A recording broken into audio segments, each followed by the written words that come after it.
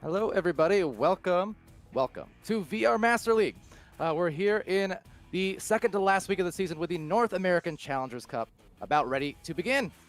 But first, well, we got ourselves a panel. We got ourselves some cams at least this time, so you can get a look at our faces. And on that note, I'm happy to, in my head, see your guys' faces there in the seats watching from Oculus venues, from Twitch TV, YouTube, Facebook Live, wherever you are. Thanks for joining. I'm Palidore, and off on this cast, see if I can get the directions right, trying to eyeball the stream. One of these ways is NightFiree to my side. Yeah, I got it. I got it. Cool. All right. Then below me, I got Swift, and then SirDimwi over there in the corner. So, guys, how you doing? Starting with you, NightFiree. What's up? I'm excellent. I had a great time watching the EU Challenger Cup. The end of today was phenomenal. The speed of the games was excellent, and I'm looking forward to that gradual ramp up in terms of skill level and rate of play as we get more and more into this NA Challenger Cup for day one. Yeah, it's been really a fun time to watch. I mean, the EU Cups had some exciting moments, some highlights, game winners, and such. We were denied the third round matches a couple different times. They were so close. But nonetheless, hoping for some of that here today, for sure. And yeah, so for everyone joining, once again, thanks for doing so. Swift, how are you doing? I know you had played over there in the European Challengers Cup, but now you're joining us here for the cast. Yeah, so I'm doing pretty good and was pretty tired anyway after earlier playing so long in a row.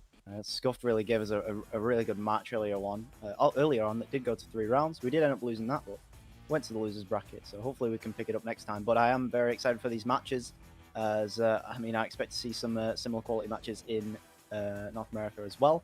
So going to be pretty fun to watch. Yeah, and SirDimwi, how you doing, sir? I'm good, and just to address some concerns, past and present. Yes, I'm tired. I'm always tired, and that's why I always have coffee with me. So yeah, that is coffee. That's real coffee. That's the good stuff that you get from the store. I didn't make it myself. I should start making it myself. But these games, man, that was a tangent. I apologize. But these games, you should. I'm excited for. I mean, we got how many teams are playing it in round 2? I counted earlier. Now this has probably changed, but in round 2, we're going to see 28 teams get eliminated. I mean, just so much going on. This is I can't even, you know what I mean? It's too much for like my brain to, pocket. Shout out to OCE, because that's basically a big breach and clear of all the teams, or at least a good chunk of them. There's so many competing here today across the 2 regions. And as I say that, a sudden Strembitsky has appeared somewhere in the Discord. But yeah, a lot of stuff coming up along. Still trying to kind of figure out the first match. This is subject to change, as is the case when you're dealing with this many teams. And so based on what happens in the next 20 minutes, we may or may not be going to Lost versus Mexicans in the Mist. So we shall see. But either way, you don't want to miss these games whenever they do happen. So, but yeah. Glad we're all here. We're all good to go. Strem maybe joining us soon. Dimwi's got his coffee. I've got my favorite non-sponsored drink of choice, as much as you're going to see for now. But yeah, so a lot of stories to kind of go over here as we advance these brackets and, just digging through the season. 10 weeks of regular season play all comes down to this. These last 2 weeks of, postseason qualifiers, championships, and hello, Strem. And sorry, I'll let that rest. I missed it. I Mexican and missed it, but he was sharing his drink as well, his drink of preference. no, fair enough. That's all right. We might have time to spare here, so we can share our drinks.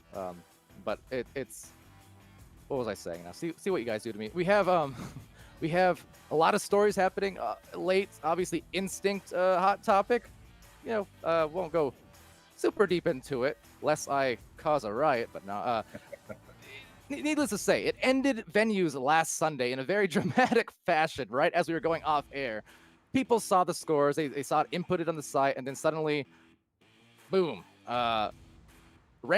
big wrench thrown into the mix here of these top teams. Illuminati making their way into the 5th slot, Frostbite holding on to 6th, Instinct finding themselves just out of it, and now needing to fight for their lives, championship lives. Any thoughts on that from anyone? I just remember... or Night. I just Yes. remember at the end of that venue's day, SirDimwi just sort of bursting out, "Instinct's out, Instinct's in 7th."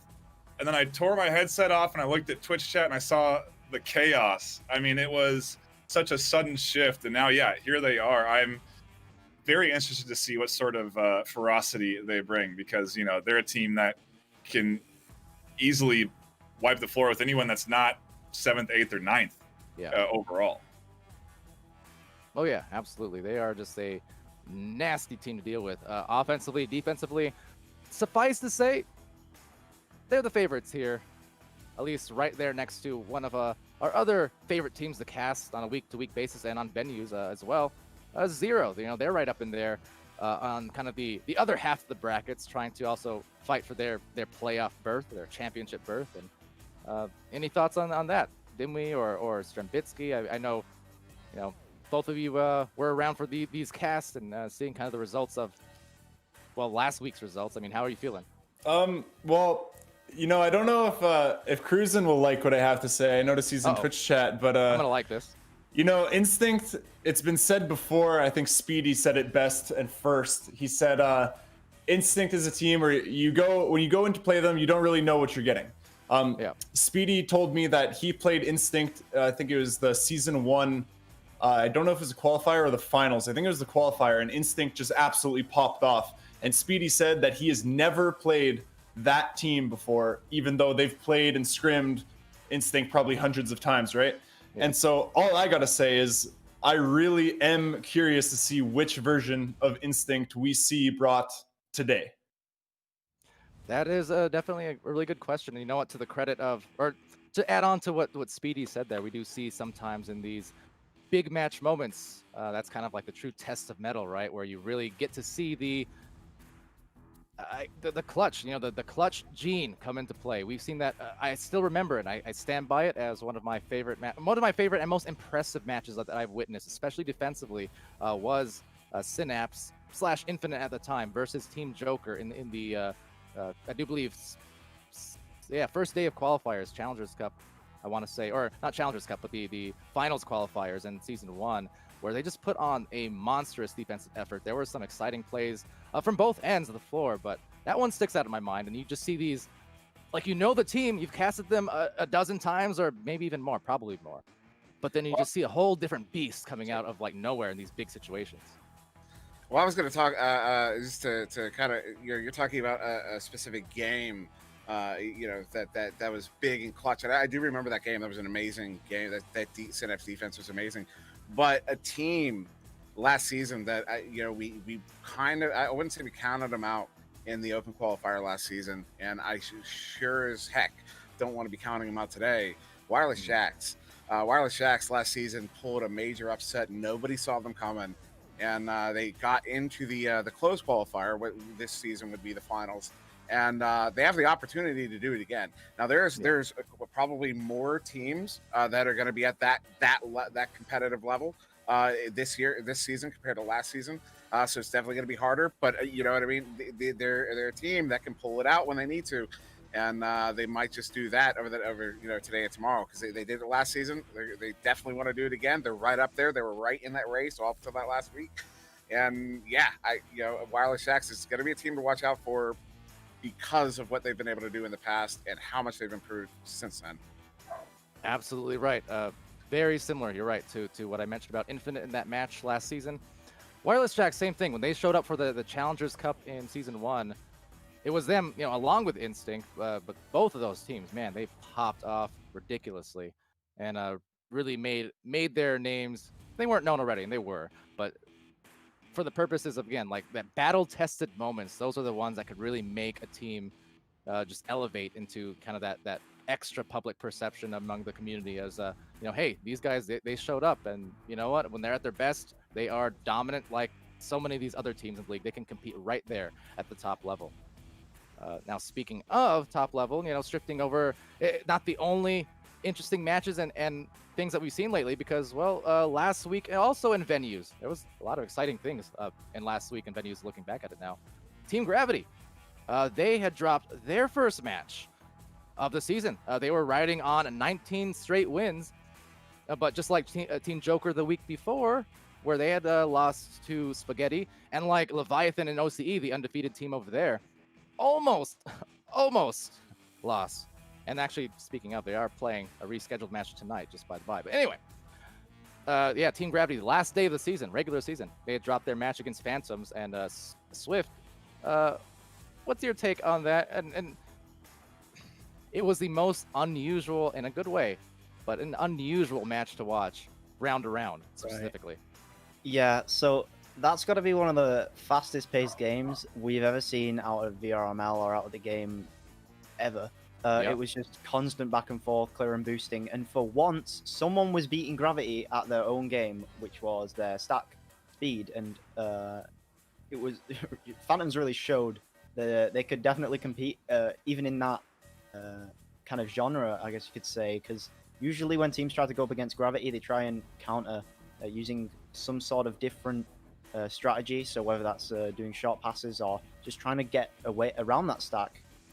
Instead, Phantoms kind of just took it head on, and it worked. They beat them in that game, and maybe Gravity were just not expecting that from Phantoms. And honestly, I've never seen Phantoms play like that before. They're kind of known for the calm, collected, and more, I guess, slow plays, but a very explosive play style where they just pass around, and then they wait for them to have a good set up front, a good set piece, and then they just explode with passes.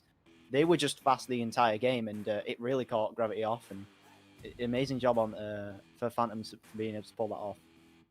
Yeah, it was a tale of not two, but tale of 3 rounds. Each one was just, it had its own unique flavor profile. Fun to watch, unusual, but fun to watch. I believe the total scoring output had to be a record. 83, I believe, combined points, I want to say. 80-something. That is a very unusual score to see, especially at the top level. Even among the fast teams, you still see a lot of times, either region, doesn't matter. You don't see scoring outputs like that. And this is following 2 weeks ago. Maybe it was just last week as well, actually. The game for Team Joker. He put up, what was it, 46 points? Dimwi was casting that match against, what was it, Project Mayhem, I believe. And that, I mean, you talk about ridiculousness. Just all over the place. Yeah. No, Actually, want to. So good. No, good. All right. Well, I want to throw it to Knight real quick because I know for NightFiree throughout the season, he's joined us for some of these venues casts as a caster. He's also been a very frequent viewer in the audience at venues. And how's that experience in Oculus venues been for you? And what's the environment like when you see these big moments happen? Oh, it's my preferred way of watching streams now. You know, it's I'm so happy we get to do it on Sundays regularly for streams every Sunday. I set up in my bed. I get everything set. I get my tea. I get comfy in the blanket. I get my heater on the back, and I'm sitting there in an arena with people. I'm talking to Cyanide. I'm talking to players that sometimes are going to jump into the next game in the venues. It's a really cool place to be, and I'm really looking forward to the next few weekends of us getting in there. And yeah, I'm very much excited to be celebrating the streams and the goals. It's crazy. I mean, when big plays happen, there's a crowd, there's an environment that you're in, like a live arena. You know, you hear a bustling crowd cheering for scores. It's exciting, and it definitely enhances the experience for sure. Oh, absolutely. And you know, on what is essentially the eve of Oculus Connect, or Facebook Connect as it's now known as, online this year, and a lot of exciting things no doubt on the way, but it's just you know, easy to reminisce. I myself and a lot of other community members that were thinking on past meetups or events, not always even LAN, sometimes just straight meetups just for the sake of being around each other. You know, it's a busy and bustling community, but still tight-knit in many ways. And you know, with the current worldly situation and such, you know, travel is difficult. Gathering can be difficult.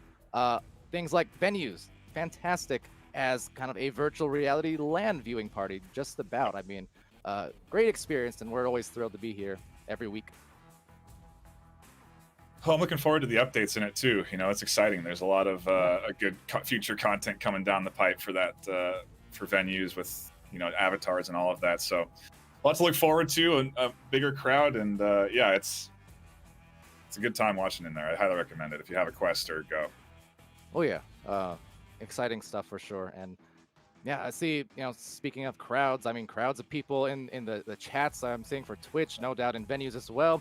Just again, to give you guys a quick update here, on this pre-show panel we're doing for these finals and qualifying matches and things like that. We will typically start 30 minutes before. Now, due to the sheer mass of teams participating in this particular Challenge Cup this season, which I'm not complaining, it's a good problem to have, honestly. But we're unconfirmed on whether this match will happen. It's looking like probably not. So we may be taking. They've been in the chat confirming that Lost is not playing. Right. Okay. Good. So, well, not good, but good to Now know. there's only one game now in round 1, Zero Gravity versus Insomnia. There's no other games in that first round anymore. Got you. Okay. So yeah, with that being said, for those joining and wondering where the matches are, when they're going to happen, it's looking like likely at this point we're probably 40 minutes away, 45, something like that of the sort. So, I know that our lovely faces can, only keep you distracted for so long. I know you want some gameplay. We're going to get it to you soon. Trust in me.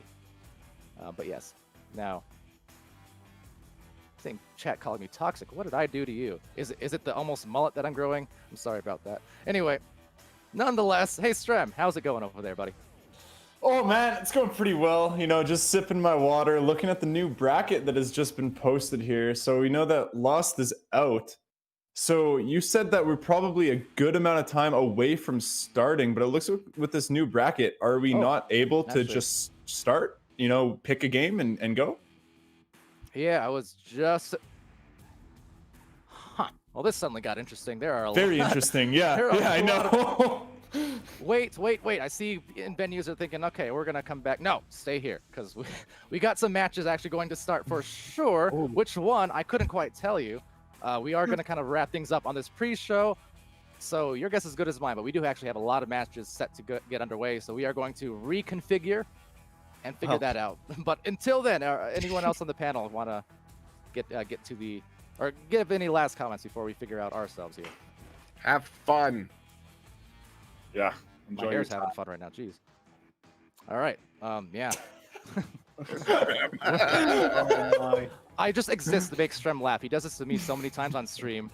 Honestly, I'm surprised there's not a compilation video at this point of Strem dipping into a cast and then just saying something that's so out of the realm of the normal. I don't know how to feel about this. Can we end the pre-show? So how the turntables on the old Kangos. All right. Well, that being said, yeah. Anyone else with something to add on to that, or are we ready to start our match in the next 10 minutes? I'll take that as a yeah. All right, so with that said, I've been Palidore, that's been NightFiree, got so much for subtlety on the cams, can't forget about him. Of course, we got SirDimwi, we got Strembitsky, we got Swift, and we are going to swiftly make our way to a pleasant surprise of a first round matchup real soon. So stay tuned, and we will be back.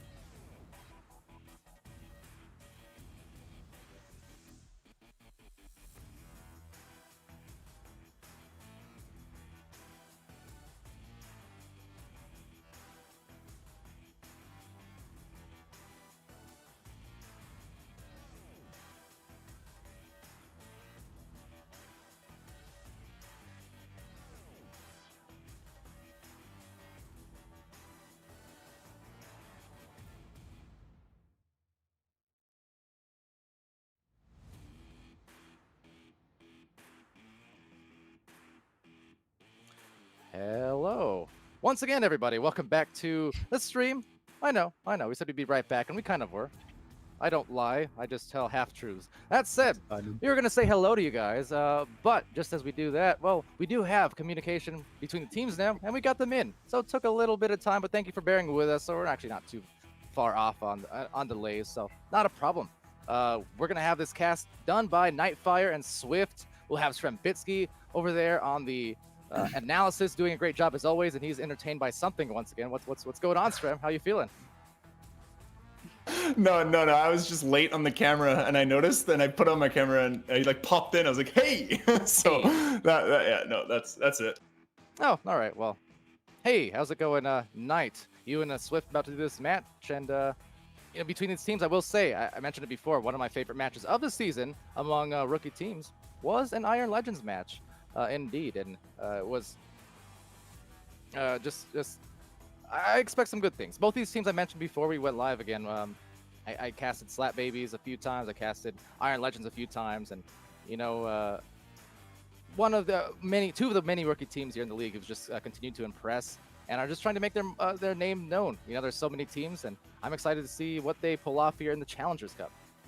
Yeah, this is interesting because both of these squads are very close. I mean, they're the 32 and 33 seeds. So in terms of how, in the overall scheme of the things, they're pretty close. But the winner of this has a tall order ahead of them. They are going to be going up against Instinct. And so, I don't know. We're going to see who's looking the best out of both of these teams. And they're going to have to be looking very good if they want a shot at their next series. Yeah.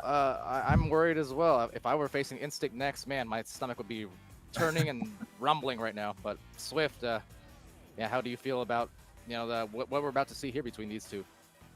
I mean, just looking at the brackets, not even I guess knowing or paying attention to anything else, but these teams are number 55 and 56, and considering how huge the bracket is now, that is a very close, in fact, as close as you can get, gap between the two teams. And yeah, I do expect to see a very good match. They are just 30 rounded MMR apart, so yeah, I mean, gonna see a very, very good match, I think, especially out of this one. But in the next match, of course, going against Instinct is going to be a huge jump. But I mean, you never know. Never know. A lot of strange and sometimes upsetting things have happened in recent weeks, against higher ranked teams. So you got to show up. That's what it amounts to. But these teams have now showed up. We're going to send the pings in the Discord here momentarily, and we're gonna get it going. Dimwi, yes. Nothing. Just some funny chatters we have today. some funny Strem baby we have as well. I felt like that's where you're going. I was eyeballing it too, but I was just trying to make you say it instead of me. Anyway, hi, stream. You're quite the stream, as always. But if you're joining us on Oculus venues, on Twitch, on YouTube, on Twitch TV, said that already, but thanks for doing so. Glad to have you guys. Thanks to our sponsors in Pro2 VR, VR Cover, Rebuff Reality, Fixed Gaming, and VRware.net, of course, for providing these opportunities. The $3,500 prize pool. We've got these teams competing for their share of in the finals next week, and a lot of stuff on the way. So that said, I think we're going to once again prepare for this match, and I'm going to fade into the back line there with Dimwi, and we'll be back for some casts in some of the latter portions of this stream. But yeah, for now, we're going to hand it off officially to Knight, Swift, and Subtlety. The floor is yours. Thanks a lot, Pally. Appreciate you. This is Subtlety's cue to make us go, whoop. Okay. Have fun. Are you gone, Pally? I'm never really gone, but for all intents and purposes, I'm just anonymous. I just like to point out. Get out of here, you two. When Palidore did his whoop thing, it was perfectly timed. Yeah, it was perfectly timed. I was going to say that. Nice. You see? Yeah. Well done. Those instincts. All right. Instinct. Yes. Okay, go. I'm gone. I don't know anymore. Let's wait in silence. I want to wait in silence and dead air and see if he can resist coming back. Oh, it's so hard for him. You can see his face. All right, we're back. Thank you so much. for tuning in today. We are about to hop into the action we've all been waiting for. It is Slap Babies versus Iron Legends. Strem, I want your honest thoughts. Who's coming out on top of this? Give me your best guess, dude. Honestly, I want to say, out of just no pun intended, out of instinct, I want to say that Slap Babies is going to come out just because I've heard of their team more in the Discord. They're more, you know, they got more clout, if I can say that. They've definitely made their name for themselves a little bit bigger than Iron Legends. So yeah, that's my initial thoughts, and let's see if I'm right. Yeah, I think it's weird because I was thinking the same thing. I was like, oh, Slap Babies, I recognize that name. You know, like I don't know why I recognize that name, but there's some there's some subliminal messaging going on in Discord chat where they're inserting their names somewhere and it's ringing true to us. But either way, yeah, I really don't know what to expect considering how close they are in seed and how close they are in overall rank. I think this is just going to be a good, solid mid-range back and forth. I mean, Swift, you said it. These guys are very close in that seeding, and so both squads in lobby, ready to go. Active rosters set, no subs, everyone feeling good and ready to jump into this game. And I mean, the pressure is on, right? You don't come out of this. This game is just a appetizer. You got to come into this game and do real well and be feeling good going into your next match against Instinct. Yeah, and I mean, you really never know what could happen. But I mean, they kind of gotta just hope Instinct maybe are having a bad day, and hopefully they find whoever comes out of this on top finds a lot of momentum to build up and hopefully keeps that in their next match, because oh boy, are they going to need it. And that's not really a secret given the kind of the gap in the seedings here for the bracket. But I mean, yeah, I'm really looking forward to this match because I mean, either team could definitely take this one. And I mean, it being a single limb, right? So it's going to be kind of decisive. And we are not waiting around any longer. No more theorizations. No more buying time. We are getting right into the action. Our first joust of the NA Challenger Cup is underway, and already Iron Legends coming out strong. Setting up nicely here inside the zone of Slap Babies. A good bit of in-the-face defense there to get disc and a nice clear. Yeah, this one goes all the way through. No stacks just yet. A lot of disruption going on with a few stuns at the back line. It is going to be Iron Legends, though. Slowly to pick that up at the back line.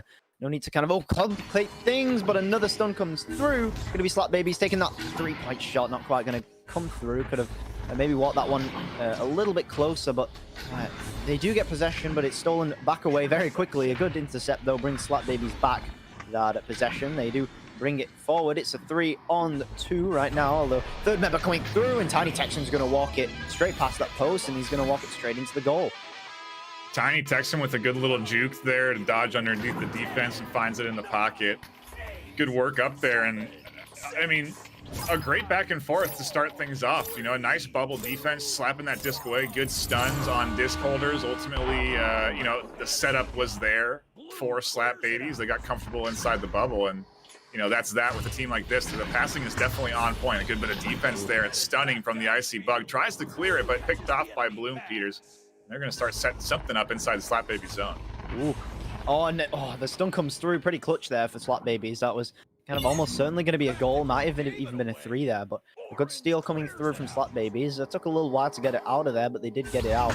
And the nice pressure coming through here, forcing this clear into the zone of Slap Babies. They do find an open goal. What a shot from Bloom Peters, taking it through from 20 meters under the Pac-Man. Really nice shot there from Bloom Peters. And those three-pointer shots definitely take a good bit of awareness. You know, you have to be aware of all the defenders, what their positions are, if there's that gap available, if a stack's going to come in and grab it out of the mid-range, you know, as you throw it. All sorts of variables to be considered there, and definitely found a nice angle. See now how Slap Babies go on the offense, and already a bit of a botched pass goes awry. The shot just dings off the lower end of the goal. Another 3-point attempt. Yeah, another pass coming through, though. Iron Legends able to retain possession. Another great pass. Good set piece here from Iron Legends, although back it out a little bit too far. It's fine, though, because they can just reset this here, but good pressure being put on by Slap Babies. Oh, not quite enough. Another ding comes through, unfortunately, for them. So, yeah, going to try and get this through, but Icy Bug is very well positioned to get that clear as well. The boost coming through for Iron Legends, and it looks like they will retain this disc at the back line. Got back in time, good bit of stack use there. And a nice clear here. We'll see if they can get their offensive stack down, because the defense is a little bit slow for Slap Babies. Just overshoot that disc and open up an opportunity. An open goal here for Bloom. Takes the shot off the backboard, bounces just a bit wide. Goes into the hands of Reaction Time, and he's able to find the two-pointer. Iron Legends push up their lead a little bit more. Well, Slap Babies are going to want to forget that. Coming in just overshooting that disc. And I mean, sometimes it just happens. It happens even with the best of teams. You sometimes just overshoot the disc, misread it a little bit. And I mean, it always seems to be in the kind of most crucial situations that it happens. And it's for a very good reason. 3-point shot comes through, not quite on target.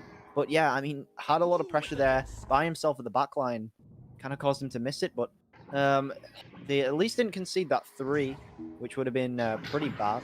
But Slap Babies, they will try to retain possession. It's going to be a good steal here. Coming through, actually. Headbutted through that stack. From the stack from Iron Legends that came in pretty late there. But it is going to be Iron Legends pick it up again. But a good pressure here by Slap Babies. A clear and boost maybe coming through. But split up a little bit. The 3-man stack not quite working out. They will still retain possession, though. Novus trying to walk it through into the bubble. Going to hit the ding again. And some good defense here from Iron Legends. Can't get the clear.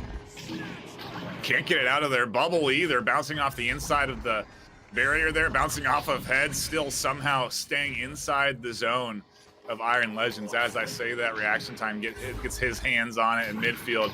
Sends a nice clear. Actually a bounce shot that goes just a bit high.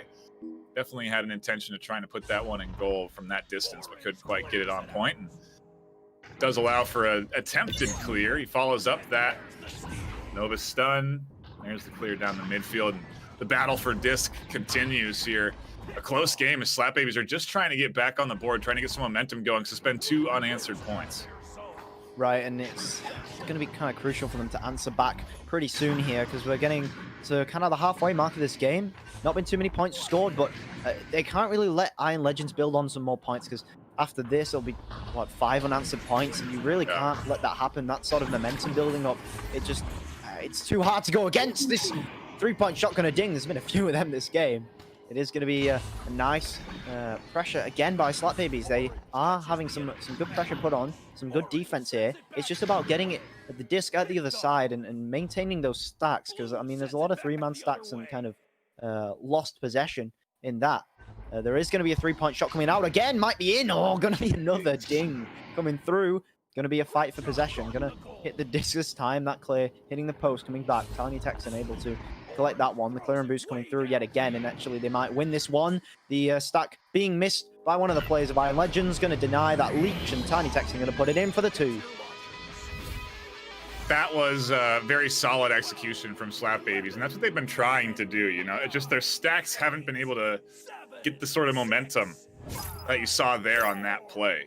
And whether that's because it's being disrupted by Iron Legends in the midfield, or maybe they're just feeling the pressure of trying to rush a little bit and they're overdoing it a little and missing their stack plays. I don't know, but that was a very clean push up. And here comes another opportunity for them to stack their way up to an open goal.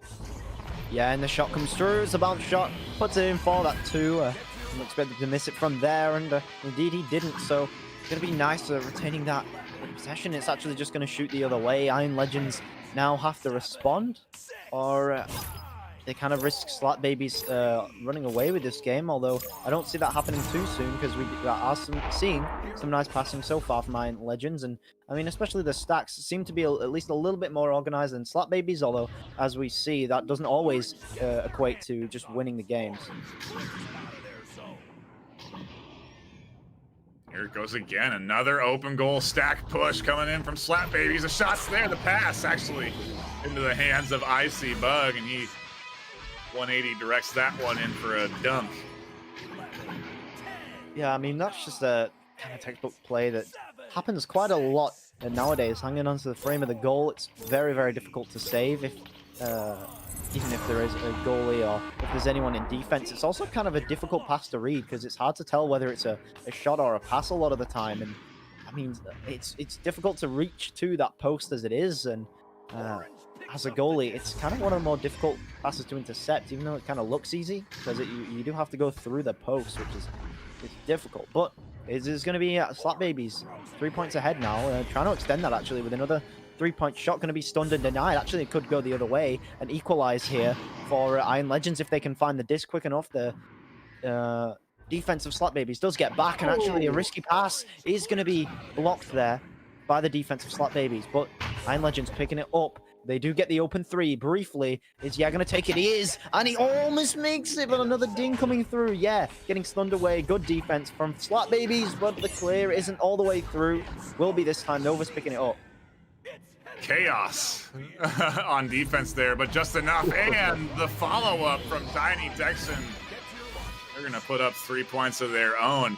Great job shutting down all of the offensive setup there from Iron Legends. There was a couple of very interesting moments where they're one pass away from an open 3 or one pass away from a nice cross setup, and they just couldn't get it going. Slap Babies kept shutting down that momentum.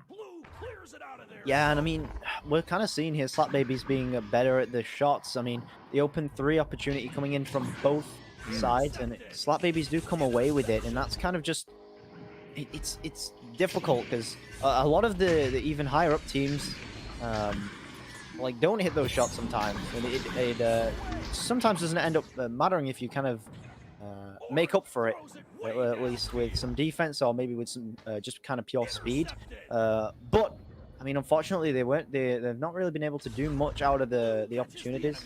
And it kind of just comes down to, oh, another ding!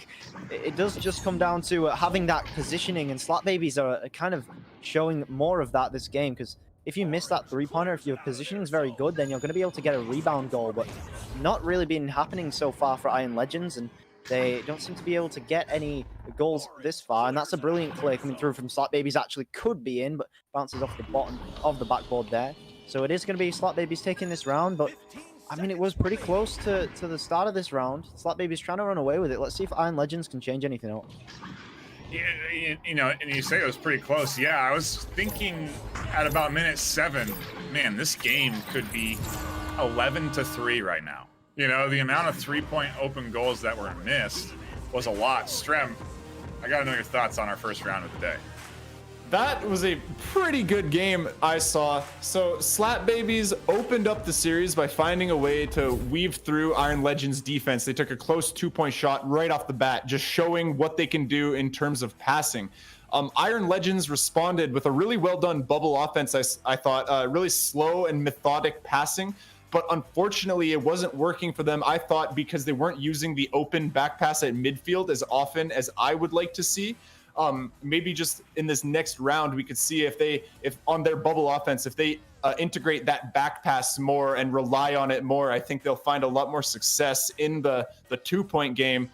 We saw that both teams were going for long open 3-pointers, which are very, very hard shots to make. They're low percentage, but they are necessary shots. I think that if you have an open goal and you know that if the shot is accurate, it'll go in, you got to take that. Slap Babies started finding a lot of success just through clearing and boosting while stunning out the opponent's stack. I think a really standout play was when there was a semi-open goal. The goalie just arrived but wasn't ready. Slap Babies had a good percentage shot to take, but decided to pass to their teammate, hanging on the goal for a dunk instead. And that was definitely a top-tier play because the score was only 6-5 there. So just really good decision-making and just good play overall by Slap Babies. Let's see if Iron Legends can turn it around and start using that back pass more.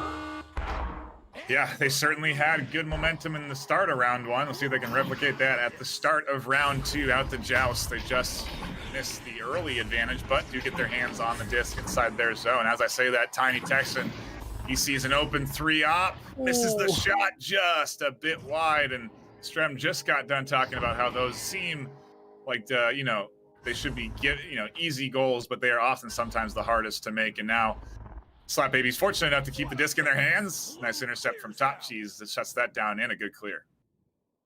Yeah, and I mean, again, just kind of just to say those shots, they certainly are necessary. and they definitely should be making those shots, and I'm sure they are making those shots in practice. But when it comes down to making them in game, it's almost kind of a whole different ball game. Not because they're necessarily anything different, but just the fact that the pressure is on in the game. And I mean, we've seen that kind of change things a lot in the past for certain teams and change outcomes. So I mean, I can name an example in EU. Phantoms won a lot against Gravity in the actual VRML matches, whereas Gravity they used to win a lot more often in the scrims, and maybe kind of a similar thing we're seeing here. So we're seeing quite a lot of missed threes actually from both teams, but namely Iron Legends. That's a good save though from Slap Babies. They are going to get it cleared away. But interesting to kind of see this dynamic. Slap Babies did seem better at those threes in that first round. But maybe Iron Legends can pick this up. There is a couple of players going through, a little bit of tennis being played.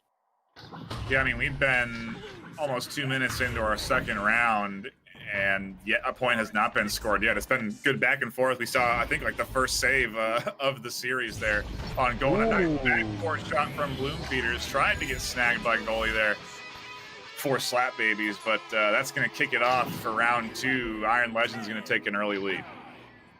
Yeah, and I mean, on the subject of pressure, those are kind of the most difficult to see when you're right in front of the goalie, kind of laser focused on the goal. And I mean, particularly with how goalies are now, where in particular you're going to put it in the goal, it's hard to kind of remember that, oh wait, I can just bounce it off the backboard. And it's very important to kind of remember that. So good job there from Iron Legends, but Slap Babies getting it stolen there. Going to be another 3-pointer almost coming through, but they will be picking it up on the other side anyway. So good stack here coming through from Iron Legends, and they just seem to be better on the stat game so far from Slap Babies. But we saw a very similar opening to that first round.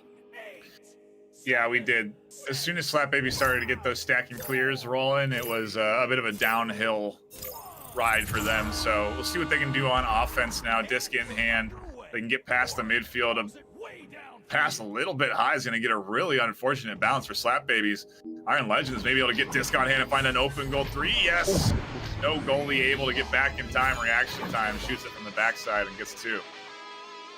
Yeah, and hesitating a little bit on that shot. Maybe it could have cost a couple of points there. But it doesn't end up doing in the end.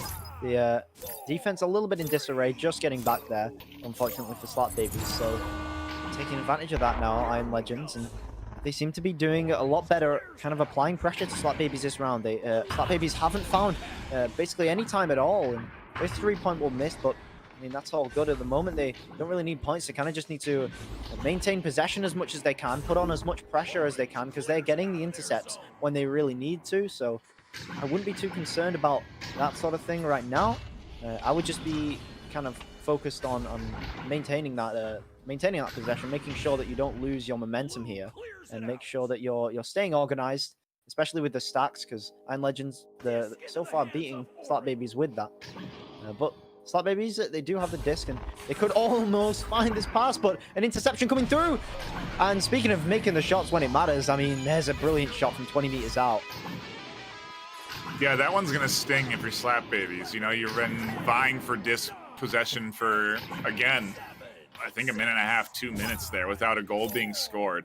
Battling off attempts inside your zone for a good while. Not able to get set up inside Iron Legends zone, and then suddenly, as you're going to do just that, the disc gets stolen out of your hand and a 3 gets put on you. So, yeah, that one's going to sting a little bit. Now Slap Babies, they really got to stop this momentum from Iron Legends if they want to at least get some points on the board for round 2.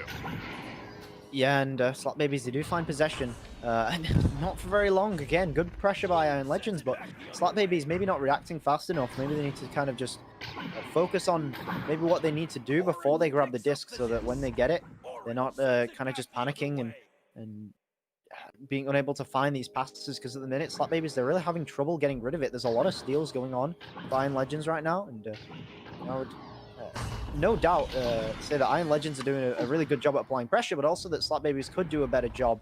But that is a brilliant pass. Can't ignore that. Icy Bug is going to turn around and snipe the goal from 4 meters as well. Very, very good pass. A good shot. And well played from Slap Babies.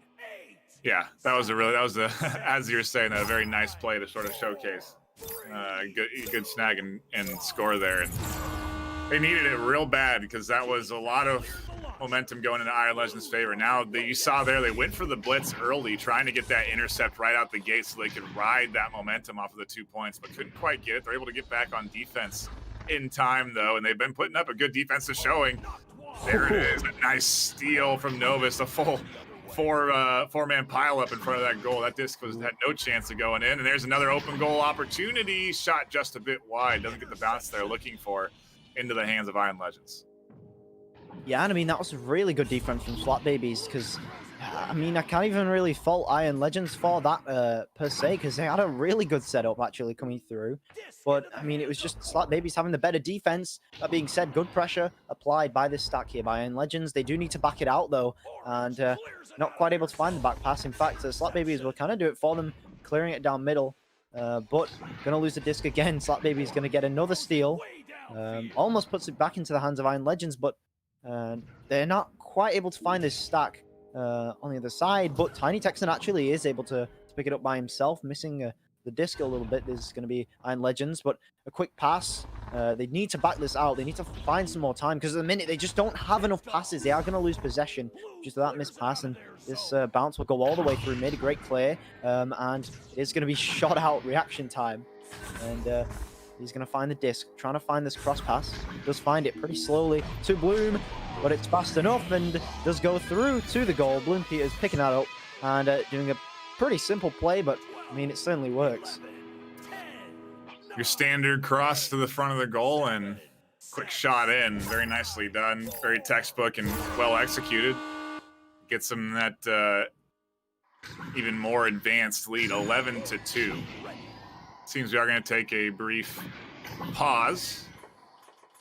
You can bear with us. We should be back into the action, hopefully in a few minutes at most. But man, Strem, so far, what a interesting round two. Iron Legends coming out with a fire.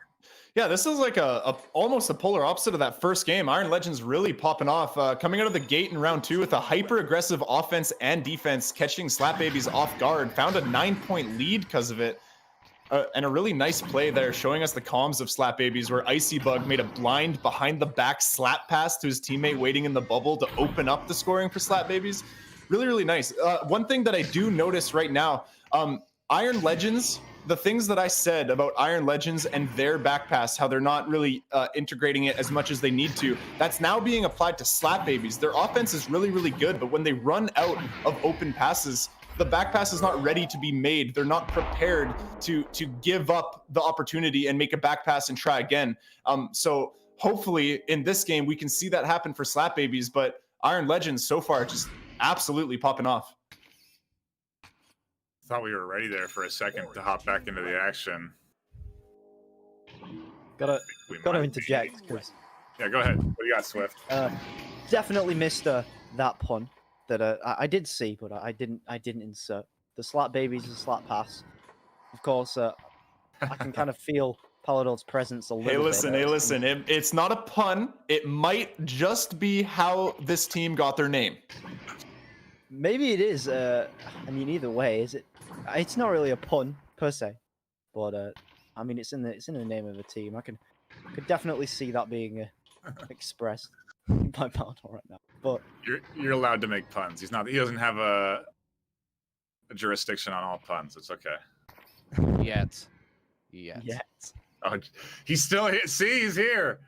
I told you. Oh my goodness, he's watching always. You have to be careful. You never know when Palidore is watching you guys. But yeah, I think just something to note. Like I said, I think this game is starting in about 20 seconds. We're just waiting for the round wait timer because of the reset. Yeah, it's starting right now. But yeah, I really am looking forward to see a round 3. But most of all, I just want to see both these teams start integrating that back pass more and rely on that back pass. So let's see what they can do. Yeah, we got 2:42 left on the clock of round 2 of our first set of matches of the day. So we are just getting started here in the NA Challenger Cup. If you're just tuning in, Lots of action left to unfold before your very eyes. This is just game one, and already it's been a great back and forth. A good bit of scoring out of the first round from Slap Babies, and now Iron Legends coming in with a bit of fire in round two. And yeah, I'm interested to see if any adjustments are made by either one of these squads, and if Iron Legends can start to get back that speed they had in the first round. They were definitely doing great with the stacks and clears. Ooh. There's an open goal out from Reaction Time. He's going to find a nice three-pointer. Yeah, and I mean, sometimes, having a fair bit of striker experience, I could definitely tell you, you can see almost before someone shoots if they're going to hit this shot or not. You can just tell by the way that they throw it almost, and just the body language, how confident they are. Reaction Time was certainly confident that was going in, and I was as well, just watching that. And pointing out, of course, that's really cool. That you kind of just tell that through a little bit of experience in the VR movements. That being said, that shot just being missed by Iron Legends. Tiny Texan gonna take that, and a good pass here coming through from Slap Babies, which is something I kind of wanted to see a little bit more from them last round. It does seem like they are picking up on that a little bit. Some good team play working on here. They do need to get this stack though, so they will indeed find that. They do need to put a lot of pressure on here though, and maybe go for an intercept. It is going to be a clear all the way through here for Iron Legends. Novus though might be able to pick this up. It is a 1-on-2 though in that tunnel. Going to be difficult to read. There's a good slap though. Tiny Texan is going to just pass this back a little bit. Oh no, missing that back pass. It is slow, so is definitely reachable by Icy Bug, but dangerous. Reaction Time has found an open three. In almost the same place as before. He made it last time. He'll make it again. Reaction Time put it in for another three. That's really the ice on the cake there of round two. Iron Legends securing themselves a substantial enough lead that's impossible to come back from, and 20 seconds left. They are going to be round two winners, so we are going to a round three. Very interested to see what team we get, because Slap Babies fast in round one, an open goal shot there just goes a bit wide, trying to put 3 points up on the board. It would have been nice to get some points before the round. Slap Babies looked great in round one. Iron Legends looked great in round two. Yeah. Strem, what are we going to see in round three? Honestly, after that, I really have no idea what we'll see in round three. I have hopes and dreams, of course. Honestly, though, from experience, I can say that the team who, comes out in round one and stomps like we saw Slap Babies do, if they lose the second game in a similar manner by getting stomped, it's definitely harder for that team to win the third round after just losing that hard, especially after just you win that hard, then you lose that hard, and then it's the third game. You're going in with no momentum, and you're going in with pressure. Like, it's the last game of the series. This is it. Honestly, I don't know what to expect. I hope that we actually saw a back pass attempted by Slap Babies there, but unfortunately just went a little bit, past all of his teammates. Very unfortunate, but that is what I was saying. I would like to see maybe if they could dial those in. Something that I do want to point out though, reaction time 6,000 with the reaction time that is definitely sub 6,000 milliseconds. Sorry, Palidore, making tons of crucial three-pointers the entire series. Every open goal and reaction time shot, he was making it. Just honestly popping off. If he's making shots like that in this third round, I don't know if Slap Babies are going to be able to respond. Yeah, and I think we saw Iron Legends again close to showing this level of play, this sort of scoreline in round one. It's just they missed those threes, and then the difference here in round two is those threes definitely got secured very nicely by reaction time. So yeah, as long as they can keep putting themselves into the positions they need to get those shots on goal, they're going to continue to put up good score lines like they did in the second round. Right, and I can definitely speak to kind of that pressure that is applied to you, especially in these 3-round kind of reverse sweep situations. It happened earlier today when we played against Scuff.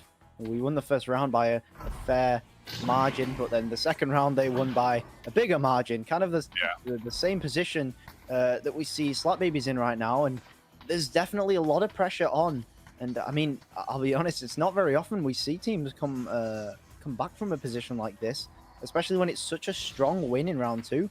But then again, it just comes down to kind of who has the stronger kind of mental game. And of course, this only being the first game, so if all of this is going on in game 1, then I mean, they're definitely going to have to maintain a little bit of momentum if they want to try and carry this through, especially considering what the next match is going to be. Yeah, and we're now going to see what sort of style of team we get in round 3, as right out the gate, Slap Baby's slapping away the disc and getting their hands on it inside the zone of Iron Legends. A good way to kick things off. We'll now see if they can get the setup they're looking for. The defense aggressive there from Iron Legends, stunning out and grabbing disc, going for the clear. Yeah, I mean, I did notice that round Iron Legends went for a backwards boosting position. I'm pretty sure on the neutral joust. So, I mean, Frogio would be proud, but it kind of interesting. Some people find it is actually a little bit faster when you're boosting straight. So maybe it's kind of similar for Iron Legends, not working out this time.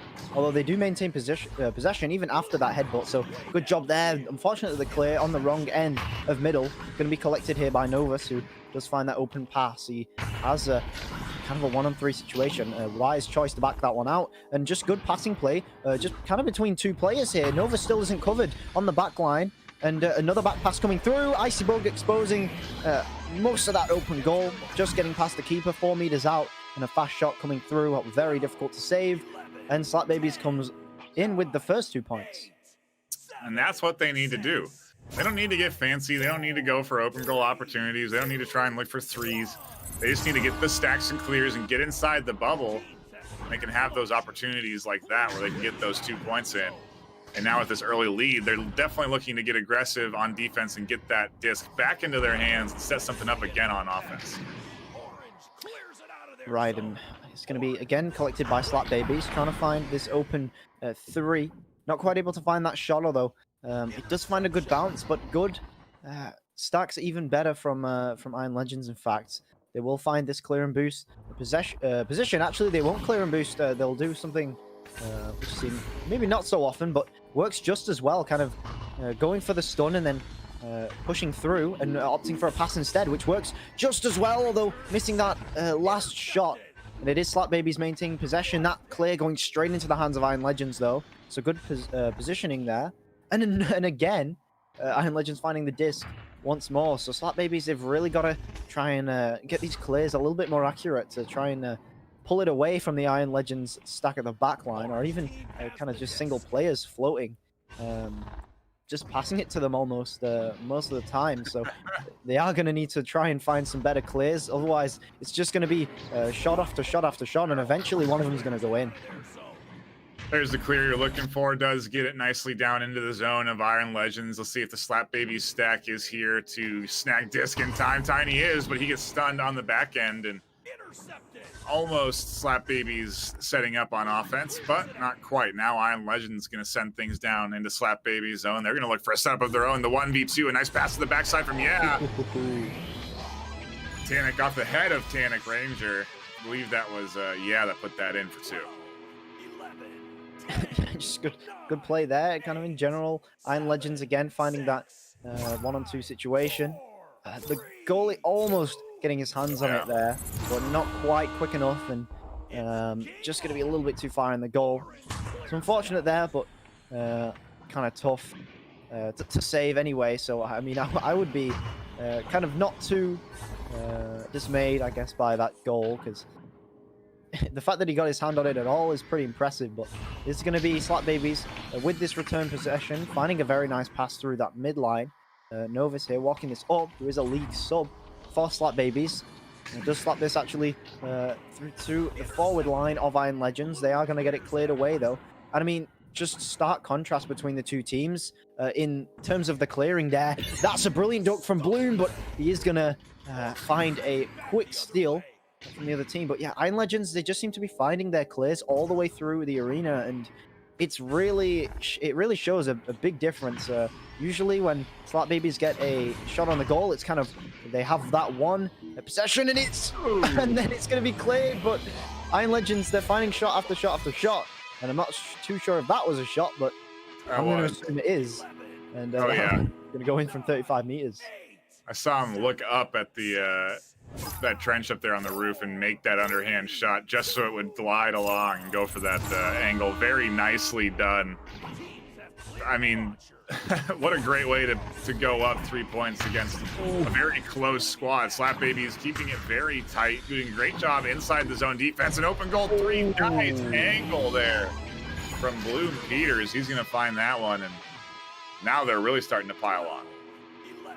That angle is just ridiculous. Not only threading it through that pretty far, I mean, it doesn't seem like very far away. And in numbers, 60 meters doesn't sound that far, but when you're at that angle and that far away, having to thread it between the posts as well, great shot coming through there from Iron Legends, and actually returned. Tannic Ranger coming in with some quick 3 on the other end after that great pass from the Icy Bug. So well returned by Slap Babies, and now, I mean, it could really go either way. There's only one goal in it.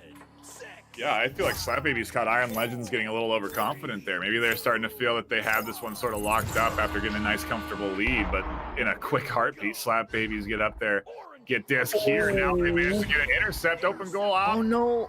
Doesn't get the bounce he's looking for. Can they keep their hands on it, though, and set something up?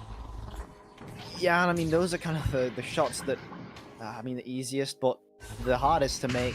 Right. Open goals are the hardest goals, as they say. Although, that one goal just missing as well on the ding. But, I mean, if they scored that, it would have been equal. That being said, there's definitely enough time to make 2 2s. So, another ding on the same edge of the post as well.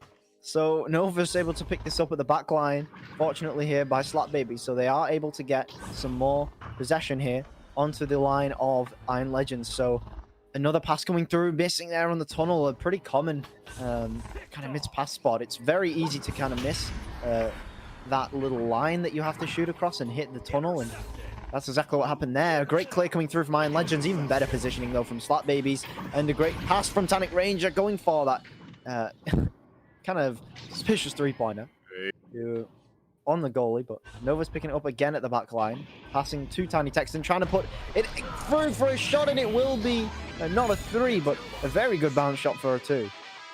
Man, that was really close to being a 3. He was just inside the bubble there. That could have been the game getting tied up here. Still, though, plenty of time left, and Slap Babies have managed to start to answer back here in this 3rd round. It was looking grim for the first start of it, but it started to get some momentum going on their side. They looked for that blitz there. They couldn't get the intercept. Now the setup coming in from Iron Legends. Good bit of pass work from them. A nice send down inside the zone, and a good back pass there to allow everyone to push forward here. The full squad of Iron Legends looking for it inside the bubble. A nice pass there. The back pass as they were getting fully swamped inside, and Slap Babies slap it away.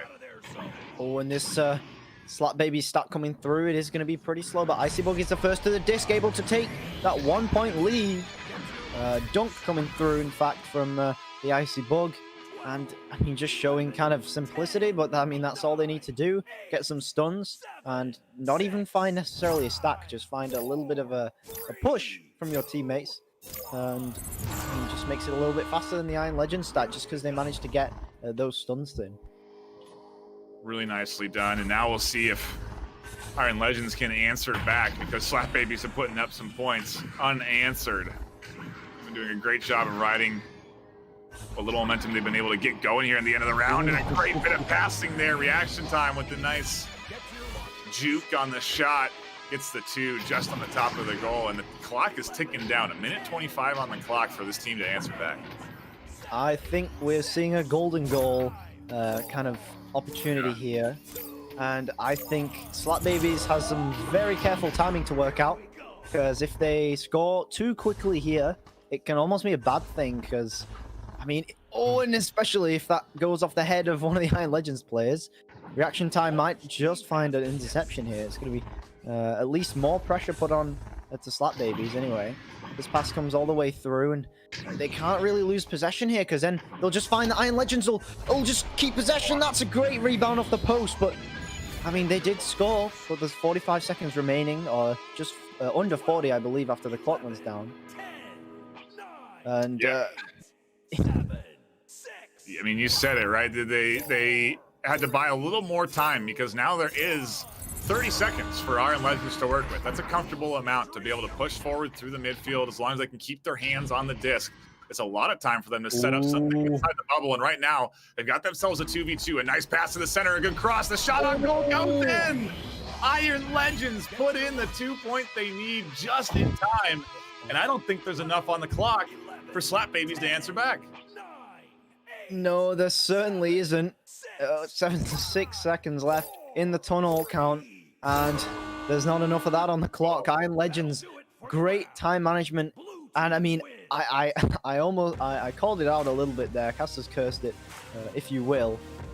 Slap Babies, they had to manage that time. They had to make sure they were the last to score there, because they know very well from the last few goals that Iron Legends is able to score in 12 seconds, and they certainly did. And Slap Babies, if they just held it for a little bit longer and waited for those passes, and they did have a little bit of time to waste at the bottom of the goal. I mean, in the heat of the moment, it's difficult to kind of do that and maintain it well, especially when you know you have to score that goal.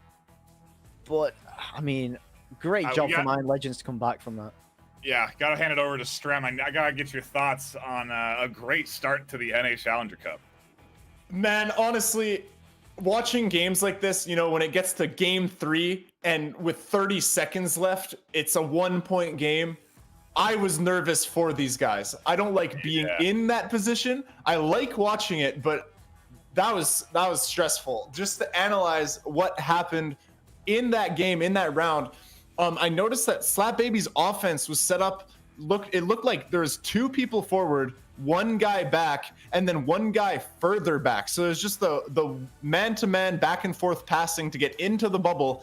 And then once they had no more passes, once they were fully covered, they would make the back pass to their 3rd player, and then the 3rd player would just score. So they're not utilizing the 4th guy. So I think that they're putting themselves in choke positions and finding themselves under more pressure than is necessary than if they had 3 people forward, 1 guy back, or maybe even a square formation where you have 2 guys forward, 2 guys back, but at the same distance. Both back passes are easy to make. For the most part this round, Iron Legends had a very hard time breaking Slap Baby's defense.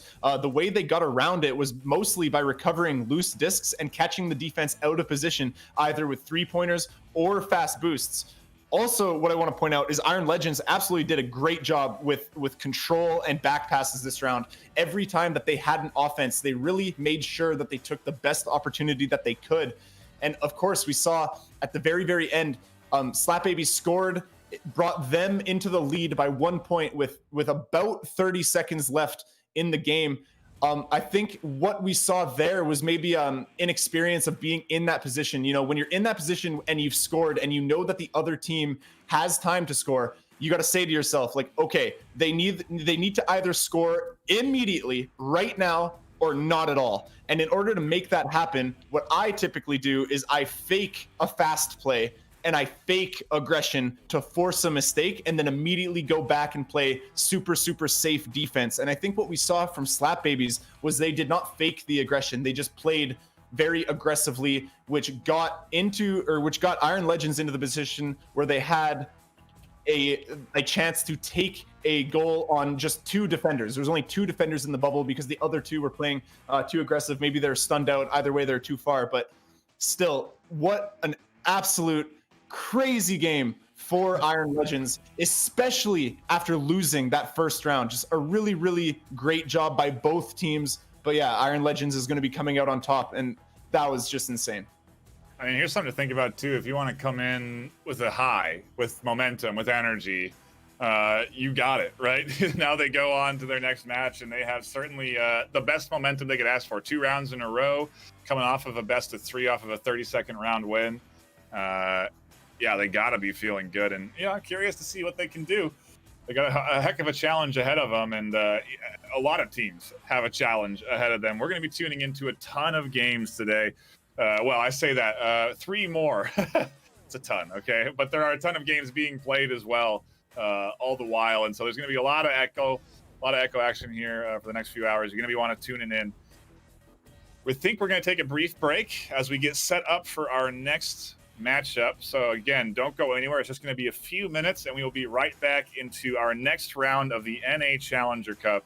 You're not going to want to miss it. Don't go anywhere.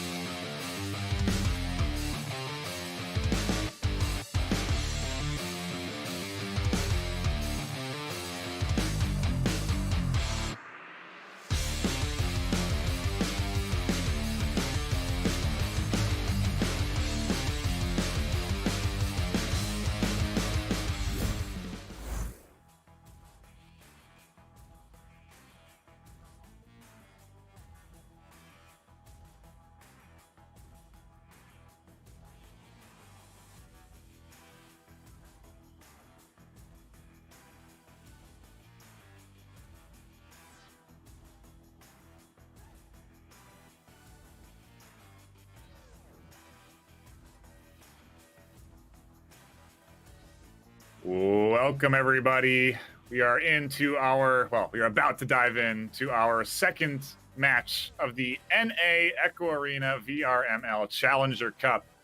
I'm in NightFiree with 2 E's. I am joined by my co-caster Swift, my analyst Strembitsky.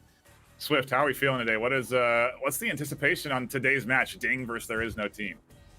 Well, I mean, honestly, I'm kind of excited for Ding here. This is a pretty important match for them.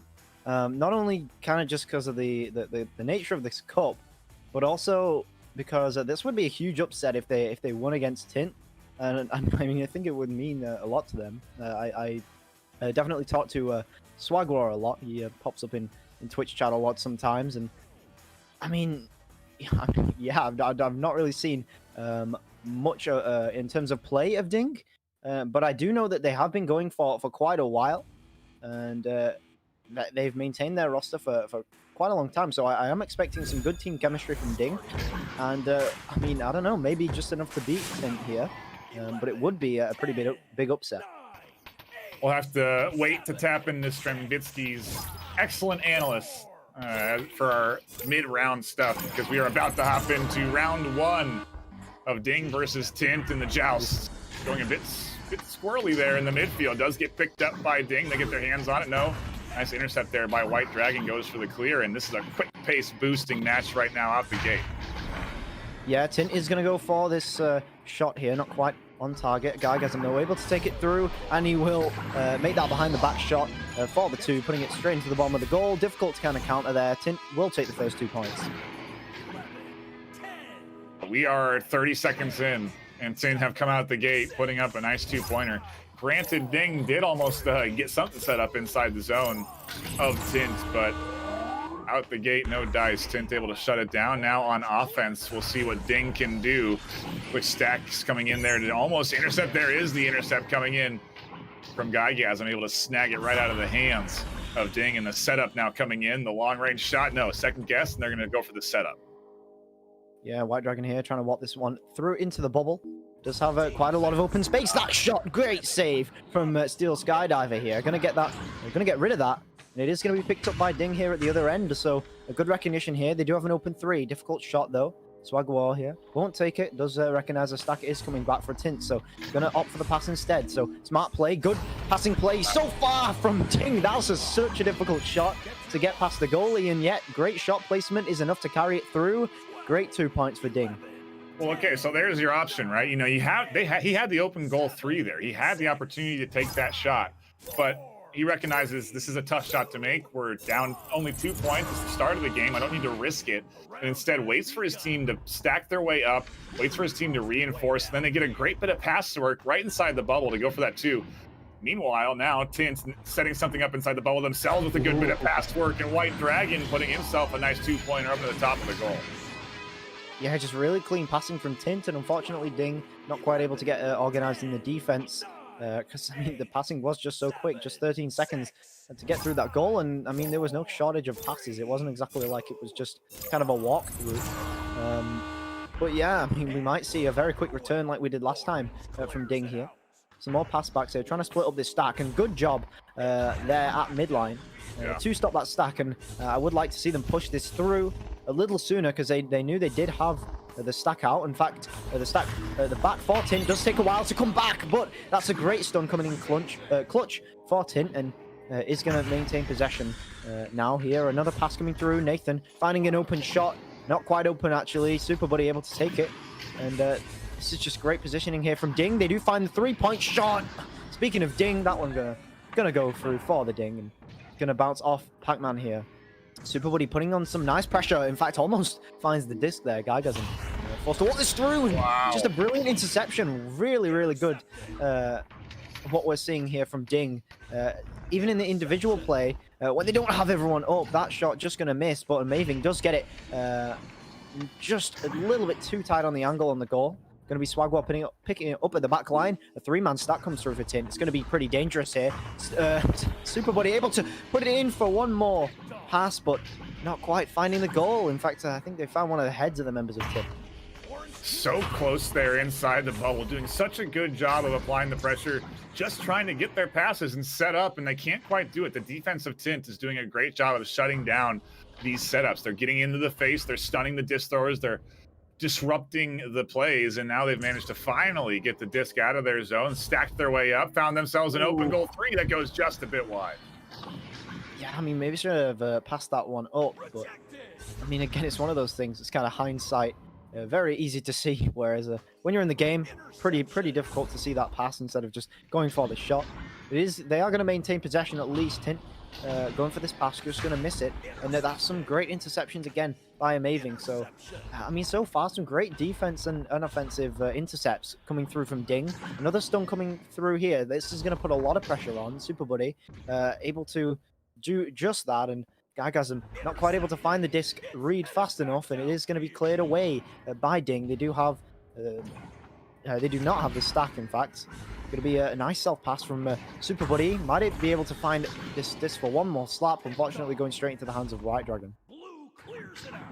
Does finally get that clear out, and what was looking like a good setup potentially from Ding gets shut down in the midfield. There's another clear that gets quickly scooped up by White Dragon. You can see how quickly Tint was going to be. It was reacting to that. They were already going to be back before that disc could get back to their goal, and so they're very much aware of the possibility of the stack and clear threat, and they're trying to shut that down. Now they're trying to set something up inside the bubble of Ding. A good bit of pass goes just wide, and an uncharacteristic miss there in the passing coming in from Tint so far in this series. Does get instantly scooped up and cleared by Ding. Definitely a punish there to shut down that momentum. Yeah, and I mean, I think honestly, this is a way closer match than I think the majority of people watching will actually expect. And Ding is just doing such a great job of denying a lot of these passes from Tint, and actually doing just that with stacks and pressuring the passes more than anything. It's forcing Tint to play very quickly, or they're gonna concede. And in fact, they might do just that. This pass coming through, and oh, gonna ding it as well. They're just asking for puns to be made. Super Buddy finding this final pass coming through, finds it off the Ding. Did he do it on purpose? I've got to believe it. Yeah, I mean, they're clearly listening to the cast and heard you say that and then went for that extra Ding. Clearly, that was the intention. Either way, he does get the rebound, and Ding are staying in this, keeping it close in our first round. It is 4-4 with 3.5 left on the clock. Yeah, Guygasm does take this back. He's a little bit in no man's land here. Finds the ghost blocks, but he does find some nice passing here. Actually, this back pass could be pretty bad here for Tint if they can't find another few passes up front. But luckily, they do just that, and a great pass finally through to Lick Toast. But in fact, the pass just to the shield missing. Super Buddy able to find a pretty good clear here, coming most of the way through. So as long as they can find a sack here, they should be able to pick up possession, or at least put a lot of pressure on, enough pressure to kind of get possession back. Unfortunately, not able to find the disc, but it's a good stun. Not finding the disc again, though. Lick Toast finds himself very close to the goal. In fact, it's a really tight angle, but able to find that left-handed shot, does put it through. That was interesting. Well, look back at the replay. Lick Toast almost seemed surprised the disc was in his hand. It didn't quite seem like he was ready for that opportunity there. I think he was stunned out, and so maybe he wasn't thinking that he would be able to grab it in time. But either way, he's there just in time to get his hands on it and puts it in for 2. Now the lead favoring Tint, but it's not a large one. Only one goal. It could be a 2, could be a 3. If it's a 3, Ding are back in it, and they're setting up something fierce outside the zone. The cross pass goes a bit wide, and now Ding again trying to get some pressure on the goal. A shot gets snagged just on the lower half. Doesn't get fully cleared out. Ding being able to hold on to the disc here so they can keep the pressure inside the zone. There is no team getting no relief, and Super Buddy able to swing that one in from the bottom side of goal for 2. Yeah, I mean, you give them enough opportunities, they are going to make those goals. I mean, just missing the shot on the first one, and actually a good save from Late Toast as well. Whether that was in or not, I think that was actually going wide of the post on the first shot. But I mean, still great job on the intercept from Ding, and they're just forcing a lot of opportunities, of which they're going to get one at least to score. So they are back in it. It's going to be 6-6, and I mean, this could go either way here. It is Ding with possession, are just going to back it out here. So they may find a clear and boost here. In fact, this going all the way through. Guygasm though well positioned to take that disc, finds this pass, and just it's pretty dangerous the way that Ding are playing right now, because 1 or 2 passes here could cause a 3-pointer actually from Tint. So Nathan finds himself with a back pass, good recognition here, and it just seems like they are setting up to maybe try and find this open 3 or maybe open 2 pointer. This back pass just missing though, and this is where Ding, they've got to catch them out here while they're passing at the back, because otherwise they're going to do exactly kind of what happened in the last game, where it's just whoever's going to score on the last, Super Buddy actually could find the disc here. There is an open, actually not an open 3, but they do have a couple of passes up front. Maving behind the backboard. Oh, instead opting for the shot, I think, but not quite working out. They maintain possession though. Swagwar finding the disc. He does find this on the post. He's got to pass this while he has it, and it's going to be Gygasm with a read, taking it through the clear and boost, although missing the boost. And actually taking a while to get back together. Oh my goodness. Oh, they threw that away. Tint totally had that goal if they were able to keep that stack. They do maintain possession, but they throw it away again. It's going to be Ding finding the disc, gets this clear. And I mean, I believe we're going to overtime. Not quite yet, though. Could be a stop or two here. Still a couple seconds left. It is still back and forth, but yeah, we are going to overtime for our first round of this matchup. Wow, I mean, what a way to kick it off. There's not, I want to go to Selby, but we have to wait. Do not cut to me. Watch overtime. We are watching the overtime. We are about to dive in. It is all tied up. The joust goes to the way of Ding, and already the setup inside the bubble. It goes a bit awry. The disc floating around inside the zone of Tint, and Tint have the disc in their hands. They're slowing it up. Mm-hmm. This is exactly what they need to do. They were missing a few passes before. They need to try and counter this Ding pressure, but they actually don't. Gonna be Maving. Gonna slap that away, but gonna go straight to the hands of White Dragon. So, I mean, kind of just a matter of taking a little bit too long to read the disc position, and by the time you find it, he's got to slap it away. There's going to be some great possession by Tint here, although missing that pass could be detrimental. This bounce shot coming through, not quite on target. It's going to be Nathan trying to pick it up at the back line, but Super Buddy putting on a lot of pressure here. Actually going to find the disc first, getting the clear on through. Won't be all the way through mid. In fact, comes almost straight back. Nathan does find the disc at the back line, but not a lot of passes here. That's a good one, though, to White Dragon. Pretty tight angle on that one. Trying to find another cross here. And I mean, it's kind of just down to 1 or 2 passes that Tint have to find here, but they just don't find either of them. The clear coming through to Gygasm, though. And has to walk this one up. They have to make their passes wisely, and they have to make the shot here. Coming through, skill skydiver with the save. White Dragon takes it right back and dunks it through. That's about as close of a game as you can get. Okay, Salty, I gotta take a breath. What a great way to start off the series. Wow. Okay. So I gotta sit down. I was standing up that whole time. So both teams coming out of the gate ridiculously fast. Right off the bat, we saw Ding was as fast as Tint, and Tint was as fast as Ding. They could not win using clear and boost. There's no way. It was just a toss-up at that point. Steel Skydiver right at the beginning. As soon as the game started, he's making crucial saves and crucial goals. Ding is making very, very good looking offensive passing plays. And then out of nowhere, we got 4 full minutes of no scoring. In my notes, I literally have written, I don't even know what to say. Like, my notes cannot express what we saw. Both teams were playing too well for the other team to score. Ding was out of their minds.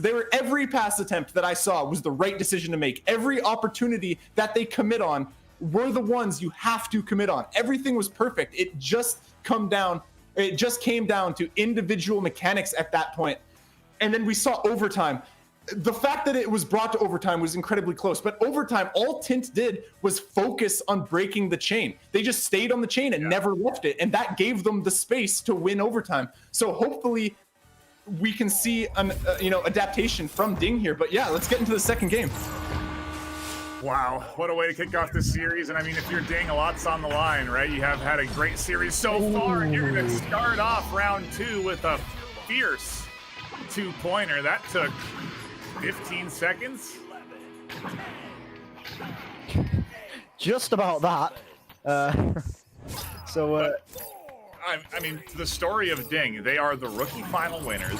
They are 23 seed against 10 right now, and they're putting up a battle against Tint right now. Tint had to go to OT and almost got shut down there on that goal. Now they're at a disadvantage going into round 2, although that's a great bit of pass where Ding's off the corner. Tint just can't quite find that shot, and the clear, not quite there, actually. A bit of an unfortunate bounce. Yeah, this one going through, kind of just a toss-up at mid here. It's really difficult to get rid of the disc in that position. So nice pressure here by Tint. Late Toast here going to get the pass to Nathan. But another great save by Steel Skydiver. Is able to get rid of it this time, but not quite far enough. It's going to be another pass to Late Toast. This one is going to go through, and it's going to be Tint finding another 2. Steel is playing some playoff level game right now. He is doing great inside the goal. He is finding huge saves. The problem is the follow-up from There Is No Team from Tint is relentless. The saves are great, but they are there to react right off them right away. And it makes it tough. It makes it a back-to-back sort of ordeal. And Steel doing his best to keep things close. We're tied up as we have 8 minutes left in round 2. Yeah, and still Skydiver finding possession here for Ding. Getting this pass over to Super Buddy. They've just got to find a kind of 1 or 2 passes. That's a great steal, though, coming through from Tint. Not able to find the shot, but it is going to be all the way through and kind of locking it into that top corner. Going to be White Dragon, or actually almost finding the disc, but is going to be taken here by Ding, slapped away. And we could see a bit of a clear and boost here, but stopped nicely there by Tint. And actually, this could go in if no one gets to it. Not quite floating close enough to the goal there. Super Buddy trying to take that through, though, but a good stun comes through from Tint.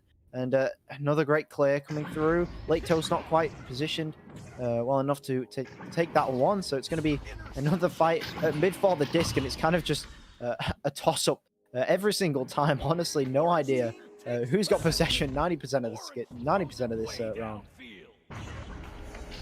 Yeah, it is very much the back and forth. And I mean, to Subtlety's analysis, there's 4 minutes of unanswered points in last round, and we are now certainly making a run for it again here. We were a minute of unscored action right now, although as I say that, the disc getting into the hands of Ding. They're setting up in the 1v2, and a good bit of juking gets some 2 points. Yeah, and I mean, kind of a little bit relentless there on the goalie. And I mean, those sort of plays, it seems like they're safe, but really what they're risking there is they're risking that the Tint defense can definitely still come back in the amount of time they give them. So it's risky, but it definitely works. Kind of just to try and guarantee those points, and that they certainly do. So Ding is going to find themselves in a 2-point lead here. Late Toast overshooting that disc a little bit on the pass. So it's going to be Nathan here finding the disc off of that pass. White Dragon unable to do just that, though, and it's going to be Swagwall with a great block, actually finding the disc here for Ding. Able to get this clear, maybe all the way through. A clear and boost coming through, but a good reach there by Guygasm is going to reward Tint with the disc, and now another clear coming through. Not quite well targeted enough. Oh, that one almost sneaking into the goal. Going to be Super Buddy, though, picking this one up for Ding. A couple open passes here, but unfortunately not quite finding either, and it's another just kind of sprawl for the disc. Going to be the Super Buddy finding it, but not got a lot of time. Does find this great pass over to the shield, and ultimately that's just great communication, calling out that shield pass. And Super Buddy knew exactly what he was doing with that disc as soon as he got possession of it. Ding are doing excellent in answering back here in round 2. To that point, Tint is certainly not a team that I anticipate will be rolling over and allowing unanswered points to continue to flow in. So I do anticipate them to try and mount some semblance of a comeback here. And as I say that, they managed to get the disc inside the zone of Ding. They have hands on disc here, although Ding brawling for it and able to stun out disc holder, gets the intercept. Swagwar gets the clear, and now they're setting up for something on offense. Ooh, the disc just bouncing off that geode there. Was the attempted pass to the center, but couldn't quite get it off, and now Ding slow things up just a bit. Ooh. Yeah, I mean, this game is just so close, and I mean, the reason I kind of don't expect this, or I kind of did expect this a little bit, but the reason I think most people won't expect this, as this two-point shot will go through, Maven will take this 6-point lead now here for Ding. The reason that I kind of think people don't think this was going to be this close of a game was, number one, because of the seedings, and I mean, number two, because you've got to remember, Nathan, White Dragon, both devs for the game, and it's going to be Guygasm as well, who's also a LAN finalist. And these players have been playing for so long that, I mean, it's kind of just newies versus oldies, I guess. And here the kind of trying to break everything that kind of I guess the questy label kind of means, because Ding, I mean, they've really got something to prove here, and I mean, proving ultimately that I mean, there really is no advantage to kind of being on PC, because I mean, they're definitely putting up a very strong show, if not so far winning this round 2 by quite a margin. Another great save from Steel, and it was almost a good setup on goal there, but just missed the pass. And now a bit of a floating disc in the midfield. A huge brawl for it opens up an opportunity for Steel to snag a pass from Amazing, and they find themselves 3. Ding are running away with this round 2. They are trying to go into round 3 looking good. And to that point, Tint has that bumper, right? They have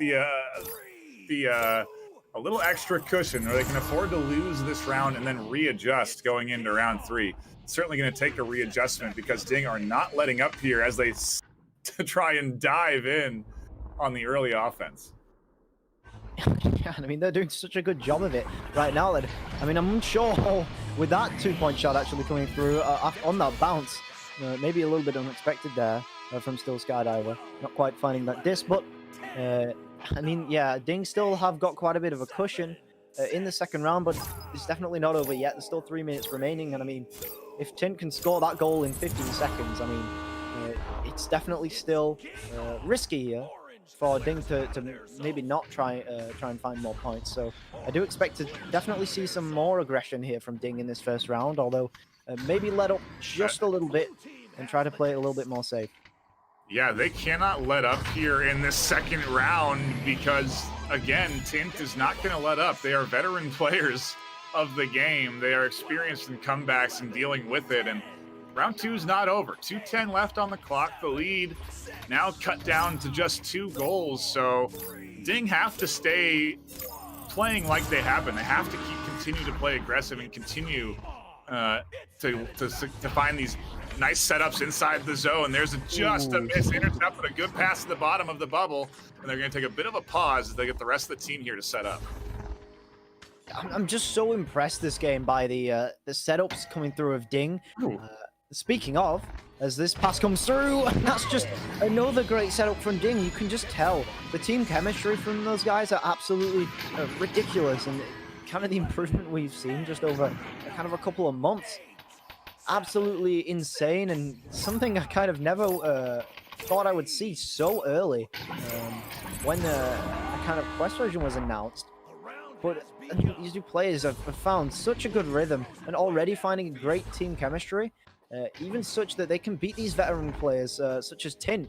Now Nathan will try and kind of counter that with another pass, but I'm even going to get another steal. This one going through for the clear and boost, not quite making it all the way through though. Ding still maintains possession, but they are forced to slap it away. Actually, it will go all the way through. Not really a stack coming through for Ding. So Gargazam is going to get rid of it, or at least try to. If Ding has a stack here, they could really take advantage of this, or even Super Buddy's just going to steal it straight out of his hand. And missing that short pass though, so again, another fight for it at mid. And it is going to be Ding maintaining possession. Yeah, I think this is it. They can't score 3 threes in 30 seconds. They can maybe put 1 up there, but no, just missing on that open goal. I think Ding not necessarily fearing the potential there of a goal, and so slow to get back to it, but they are here now. They are defending. Either way, they have locked in round 2. We're going to a round 3 here. The NA Challenger Cup is delivering some action right now. Absolutely. I mean, this is just a huge round for Ding, especially considering, I mean, we said it earlier in our previous game, Tint are in a rough position here. They won round 1, and they lost round 2 by a pretty sizable margin, one that I don't think even they were expecting, and even earlier on this round. So, I mean, going to be very interesting to see if Tint can kind of come back in this third round, or if Ding are just going to maintain that speed that they had and the kind of quick passing and the quick interceptions. If they can maintain that into round 3, especially with just that momentum that they have so far, they can definitely take something through. Strem, We are off to the races. Round 2. Oh, it's a dream. It's a dream to see round 3 here.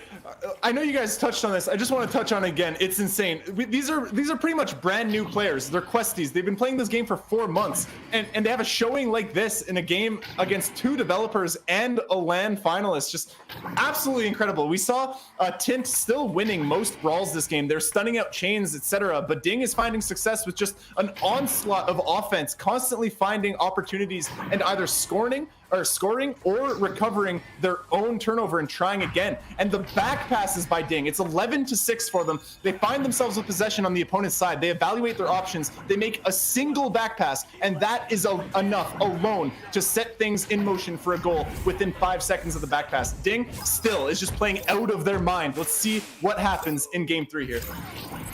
It requires a lot of pieces of the puzzle to come together. Steel playing excellent defense, their offense to be on point, and let's see if they can keep it going for, again, a 3rd round. Certainly is not an easy task ahead of them, but they've been playing great across all the rounds today so far. And now they've managed to get their hands on disc and start to set up something on offense. Yeah, they're just going to play it pretty slow here at the back line. Trying to get this quick pass through, trying to thread the needle a little bit there through the tunnel. Not quite going to work out. Swagwar could still put on plenty of pressure here. In fact, it chooses to kind of stay hidden and try and get maybe an intercept out here. Just has it, maybe the disc isn't quite going his direction, so just going to pick up that stun and go back. And actually this shot being fairly close for Tint, but not quite making it. So Super Buddy is just going to pick that one up off the stack.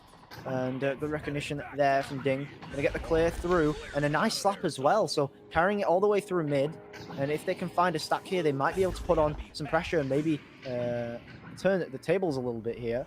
But unfortunately, not quite able to find possession. Actually going to be taken by White Dragon and Gargasm there off the stun. So let's just see if Tint can find some more passing play, because I mean that was lacking a little bit of Maving with a brilliant interception, kind of floating in no man's land, but for a very good reason to try and stop that pass, and did his job very well.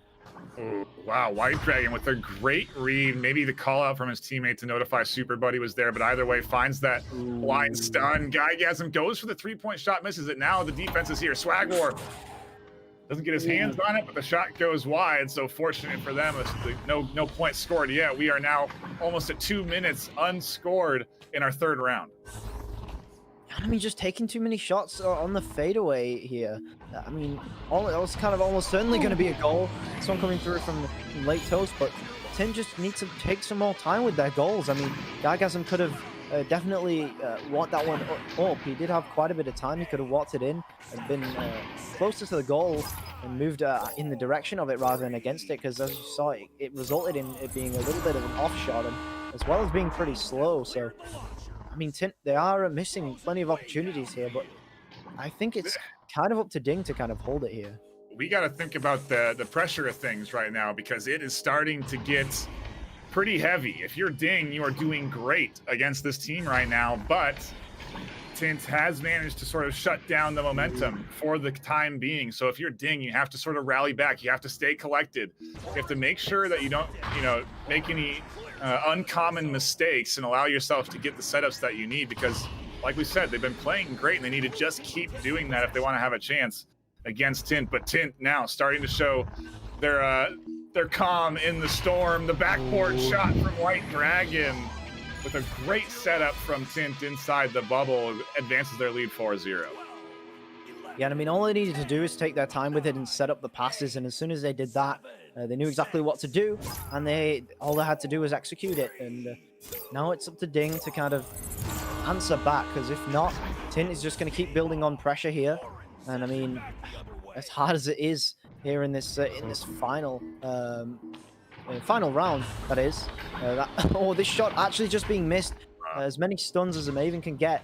But will not win them the possession just yet. Actually, this clear could actually buy that back. So Steel Skydiver finding this, they need to pass it up and put on as much pressure as they were early on in the game. And it seems like that's exactly what they're trying to do. Steel Skydiver with another great cross pass, going off the header late toast, going straight in. It's going to be another 2-pointer answering back from Ding now. They're trying to build their momentum and cancel the momentum of Tint. Another great in-bubble setup there. A nice cross pass, and those are the toughest to deal with. Those cross passes, there's so many variables. How that disc is going to come out of the hand of the person that's receiving it, what angle that person's grabbing it at. So many things you have to consider, and a great bit of textbook work there to get themselves set up for that. And now a nice intercept. This is going to set up Ding for maybe a potential stack and clear push, but I imagine Tint will get down here in time. They're not. Ding has disc in hand. No, the stuns are there. Late Toast able to get there, scrambles his way through, gets a great clear now, and can the stack and clear come in for Tint? I mean, I don't know. Oh, actually overshoots there. But Gaigasm able to collect it back. Swagwar trying to headbutt it away, but ends up headbutting it straight towards him, actually. Late Toast coming in with another cross pass. Steel Skydiver. What is that save? Comes through, clears it as well. Steel Skydiver trying to find the disc as well on the other side. Actually, they are going to maintain possession here. Ding is going to slap it through. And Maven trying to find a little bit of a clear and boost. So Nathan picking it up.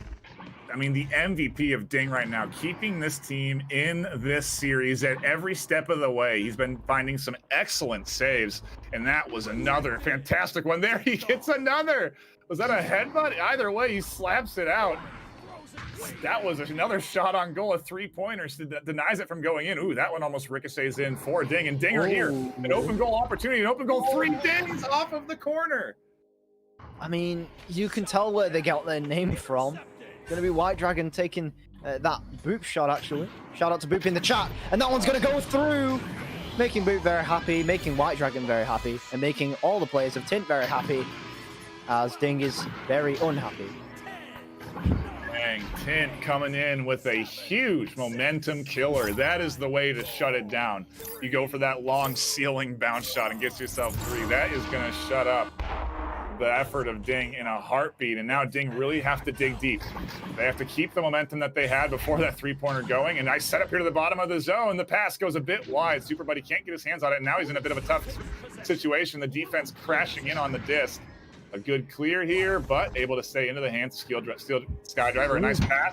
A good setup. The shot actually to the top of the zone. Again, just dings. And Swagwar picks up the disc, finds this cross pass. They need to put this in quickly. And it's going to be Maven. Oh my goodness.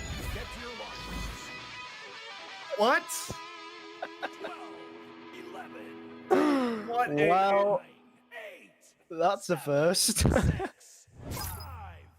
That is a insane shot right now when things are on the line to find that 3-pointer off of the ceiling bounce to the backboard. That's a way to get back in. You know, that's the perfect answer back to what was a momentum killer for Tint. Now Tint really have to keep things going here, and they're doing it. They're doing a nice job setting up inside the zone. They got a great bit of offensive momentum. Guygasm with an excellent cross from Late Toast gets 2. Yeah, I mean, Ding, they've got to back up what just happened there. I'm still a little bit speechless, but Guygasm will dunk that right into the goalie's face. In fact, it's going to be taking that lead again. 4-point lead is definitely doable here. 2.5 minutes. If Ding can keep on this pressure, and they're definitely not quitting here. Nice back pass put through by Ding, and they've got to try and get a few passes through here before that defense gets too organized, and they will do just that. But that's a great spin from Late Toast, showing their defense now. And now it's going to be just a stack race coming through the other side. Gonna be Tint, gonna win that probably if they're able to find this shot. Oh no, it's crucial. They've got to find these shots, otherwise Ding, they're going to find a way to come back. Whether that's through him making ridiculous shots or whether that's just through a calm, calculated play. They showed they could do it last round, and they can certainly do it again. It's going to be them finding possession once more. Finding this clear does go most of the way through here. It's going to be Maven putting on a lot of pressure here at mid. It's going to be forced away, and actually going to be Ding finding the disc. A clear and boost coming through. Late Toast denying the stack, though. It's going to be Guygasm. Well placed there, so he's going to be able to take that disc. But again, a lot of pressure being put on by Ding, and I'm really impressed by that. It's going to win them possession back again. We'll see if that can. I don't know. Tint are certainly starting to calm things down a little bit. They're starting to regain control of the situation. They're, you know, they're the veteran players, the players experienced in these high pressure situations, are certainly showing that sort of experience because they are doing great right now as they are open goal 3 just misses the corner. But they have done a great job to get this 4-point lead. Ding are struggling to get their hands on disc, and Tint with another shot, but still snagged by Swag. 53 seconds left. Oh, Got to pull off something fancy. This is a shot. No, it just goes awry, but this is going to be a 2 going in. oh. They're close. It's right. It's within reach. It's right there, and they're really teasing it here. 35 seconds remaining. It's golden goal territory here again, and my oh my, are Ding threatening a win here? It's all or nothing here for Ding. They're either going to put this into overtime with a 3-pointer, they'll win this, or if Tint finds a goal here, it's going to be game over. And I mean, they're going to find this cross pass, try to waste as much time as possible. Nathan, going to back it out.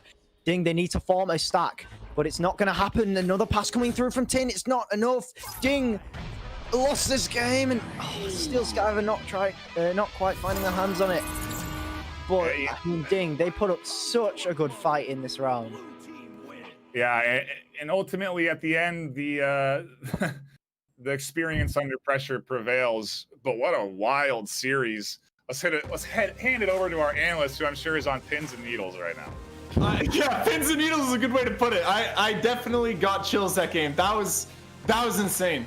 So we definitely noticed, or I noticed right off the bat, Tint adapted hard against what was losing them the games, or at least even making them close. Tint was opting in for many backboard shots.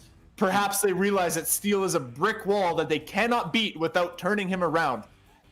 But I think most of the shots that they took were backboard shots, and Steel is still making impossible saves even with that. Steel and Swag making very huge back-to-back passing plays between each other as well. And honestly, I'm at a loss for words. That game was insane. Tint just kept on focusing on the chain and did not let Ding boost around for free. And that, in addition to the backboard shots to open up their scoring, those two things, those two differences are really what made the difference for Tint and what got them this win. But honestly, above all else, I really just want to focus on how absolutely nuts, astonishing, incredible, amazing how that is that a team of questies who they're so new to the game, especially when comparing to the people that they just played against. They played so well, I cannot talk about that enough. It's insane. We are off to the races, as they say. This has been a amazing first 2 games to the NA Challenger Cup. Couldn't have asked for a better way to kick it off. We have, again, more games coming at you today. 2 more games left, I believe, for today, and then more action tomorrow. It is a weekend packed full of amazing Echo Arena. You're not going to want to miss it, so stay tuned. Don't go anywhere. We're going to be back with more Echo Arena in just a few minutes.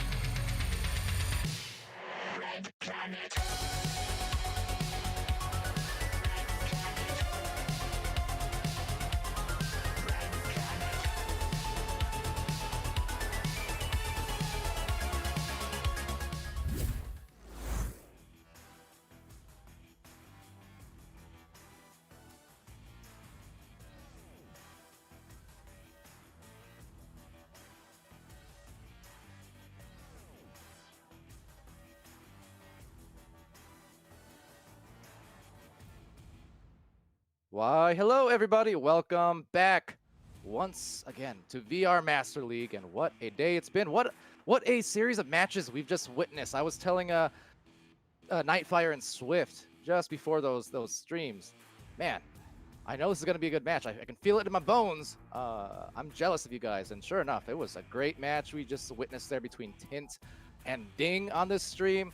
Phenomenal efforts all around, and that said, both the matches that we've streamed, I mean, they've just been really fun to watch.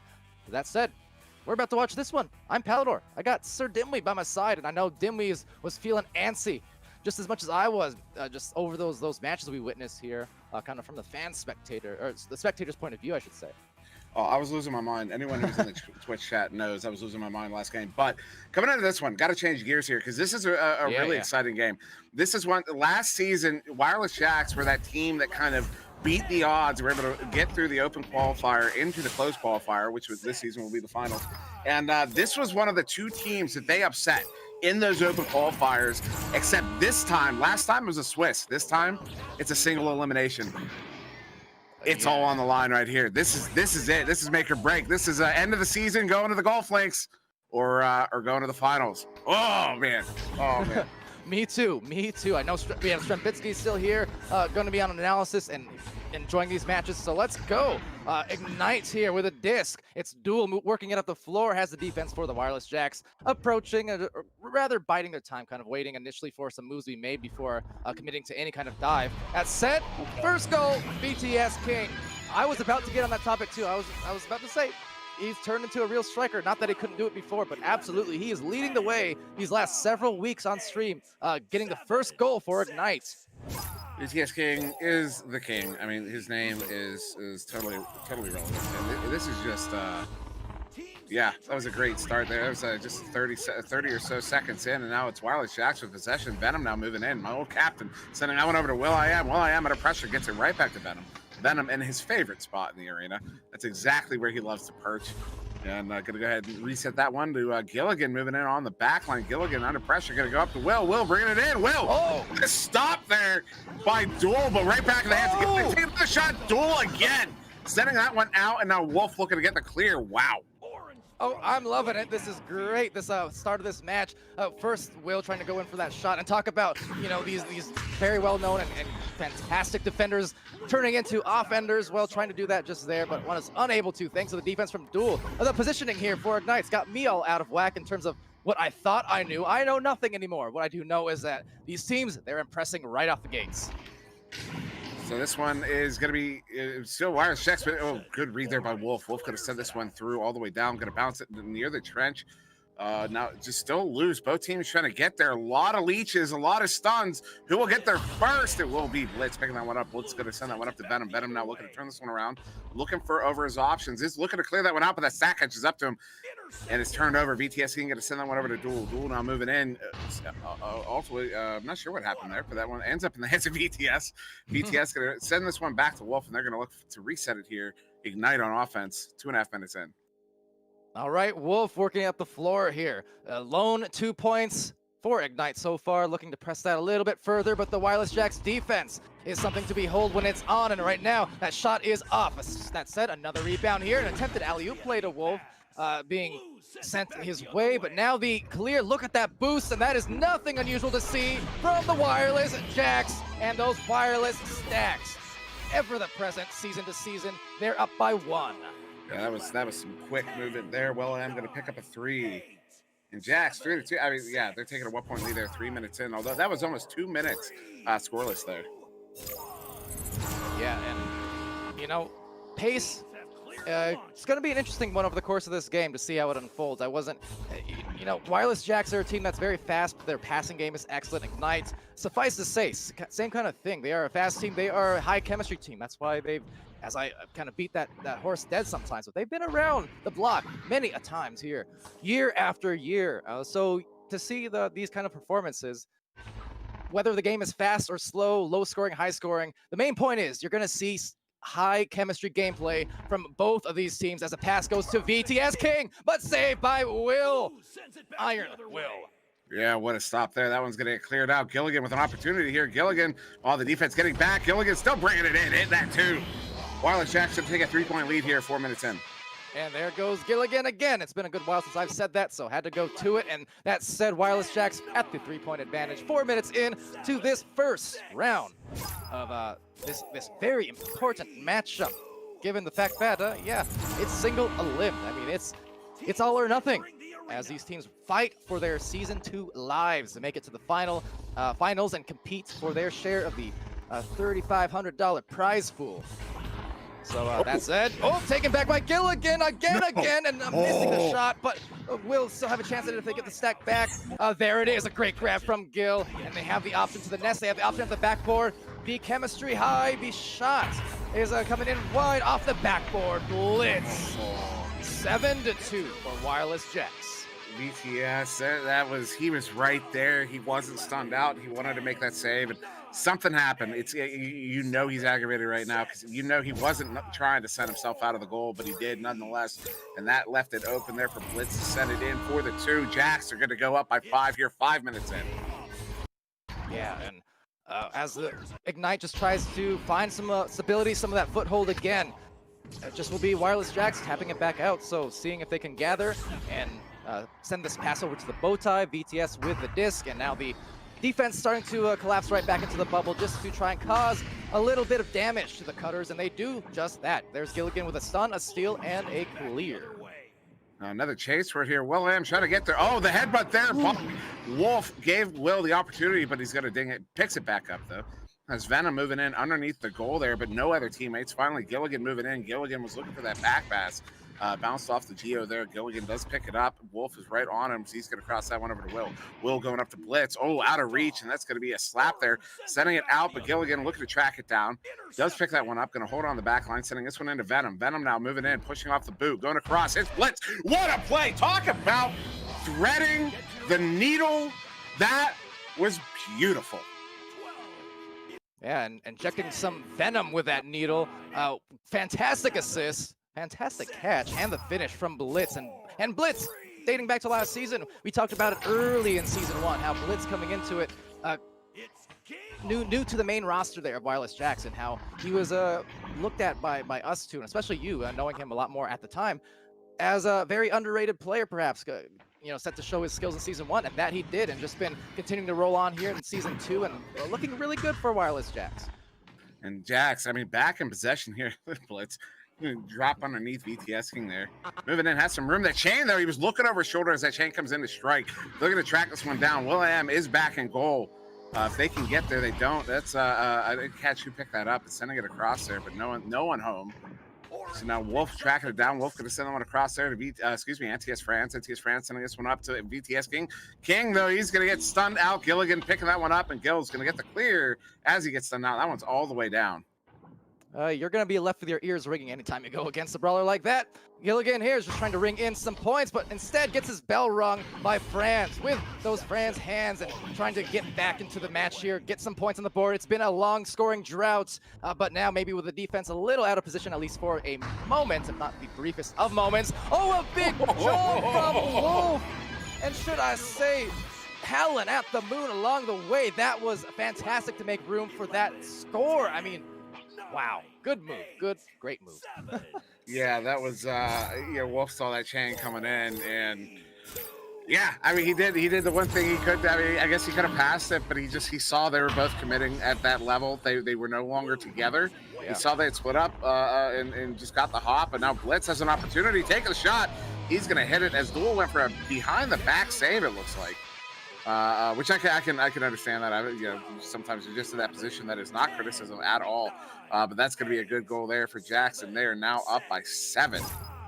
I know some of the viewers are just chatting out, kind of thrilled over that big jump coming in, and pointing out the athleticism. Yeah, I haven't seen it jump that high since the Lemming days, watching him do it over and over again. But yeah, that's a fantastic move there to open it up. That said, Duel coming back at them, but look at the save again. It's Will. Man. He is really starting to find that defensive zone.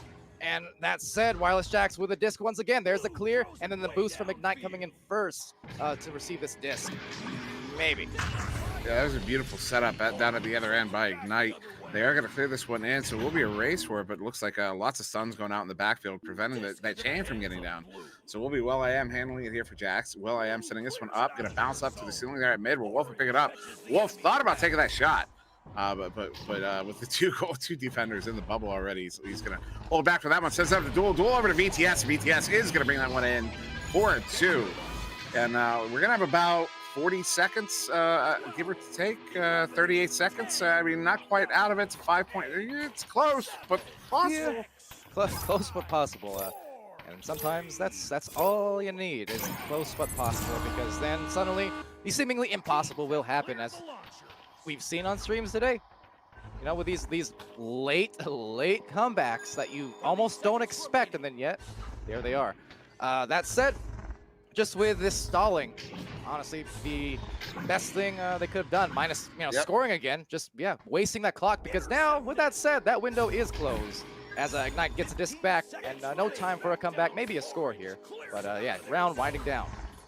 Yeah, just fantastic showing from Wireless Jacks in the first round. I mean, they really showed a lot of control. They had a lot of speed. Their stacks are big. That's a nice shot there, just dinging off. That's unfortunate, but yeah, that'll end round one there. Just what a showing from Jacks. But I mean, Ignite not slouching. I mean, they're not making it easy. Yeah. Well, okay, Strembitsky, let us know what you saw there. Well, right off the bat, I can tell you that they're much different than the games we have seen so far today. Both teams are playing very, very slowly, methodically. They have a very controlled offense. They're rarely missing passes, and they're trying to draw defenders and only take high percentage opportunities. Unfortunately for Ignite, Jack's defense seemed to trump Ignite's offense. However, like one turnover for Ignite meant that Jax was going to score. Regardless of if it was a 3 or a 2, they would score almost every time Ignite had a turnover. So again, just these teams are very, very close, very even. It's really just coming down to individual mistakes and, who is going to make or miss, the 60th pass of the game instead of the other team. So yeah, like, really, I don't know what I can really say in terms of what these teams need to do in order to win. It's not necessarily one team coming out on top due to a better strategy. It's just both teams are playing well, almost mirroring each other, but one team is just making more passes and scoring. Yeah, and on the note of scoring, of stats, a quick shout out. Why not? The occasion's right for it. Ignite helping provide these new overlays. I've been working on those this week and giving us the stats to enable that to happen. So appreciation to them. Of course, they want to see some more points on that stats board of theirs. And hopefully they have a successful round 2. I did just talk to the mods because of all the help they give. We just went ahead and gave them round 1. So Jacks are now down 1. I'm just kidding, of course. Oh, sorry. That probably wasn't that funny. That was funny to me. It was very funny to me. Oddly enough, of all the things you tried trolling me with today, that actually kind of got me. I was thinking, wait, what? it made so little sense that it had to make sense, if you get what I mean. But right there, it's the first score from Blitz, and it's 2 points, Wireless Jacks. Yeah, get to there. Jacks not having any time for my shenanigans. They're just going to pop that one in. And there you go. Jack's getting that early lead once again here, 30 seconds in. I believe it was about right about 30 seconds last round as well.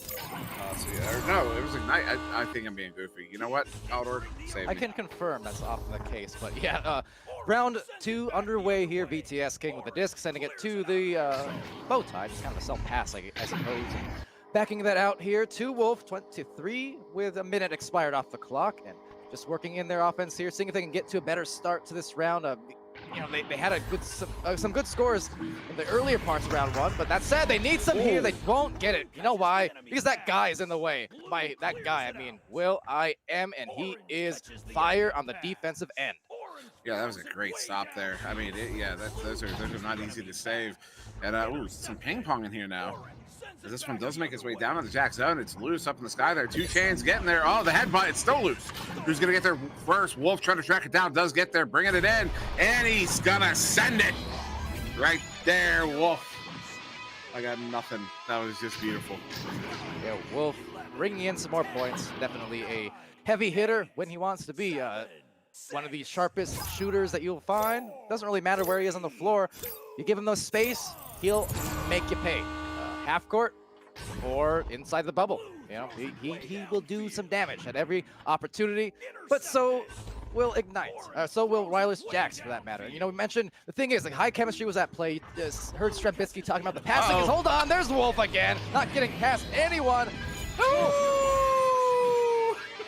Oh my, SirDimwi has let it go to his head, and you know what? The werewolf is now about. There's a wolf among us.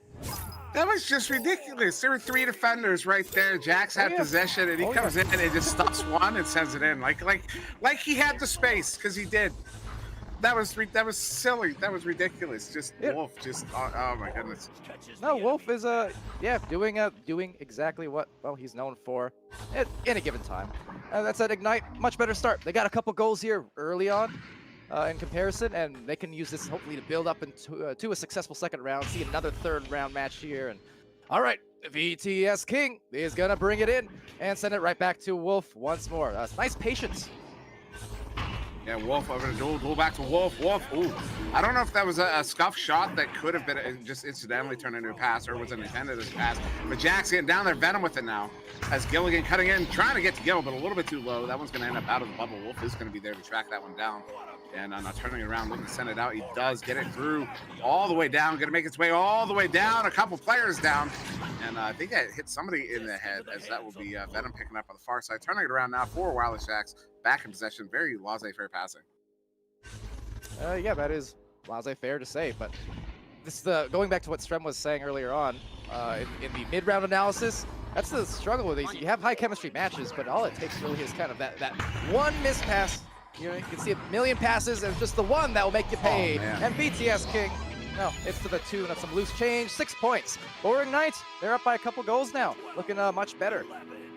Yeah, that was real quick there at VTS. You know, as he's sending that one in, he really didn't have a look on it on that shot at all. You know, you can see him turning around with the shot, but I mean that means his eyes are not on the goal as he's releasing it.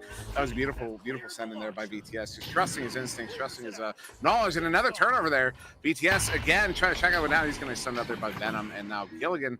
Accidentally gets stopped by his teammates, still loose, but he will pick that one up. Under pressure a little bit, but we'll get that pass off.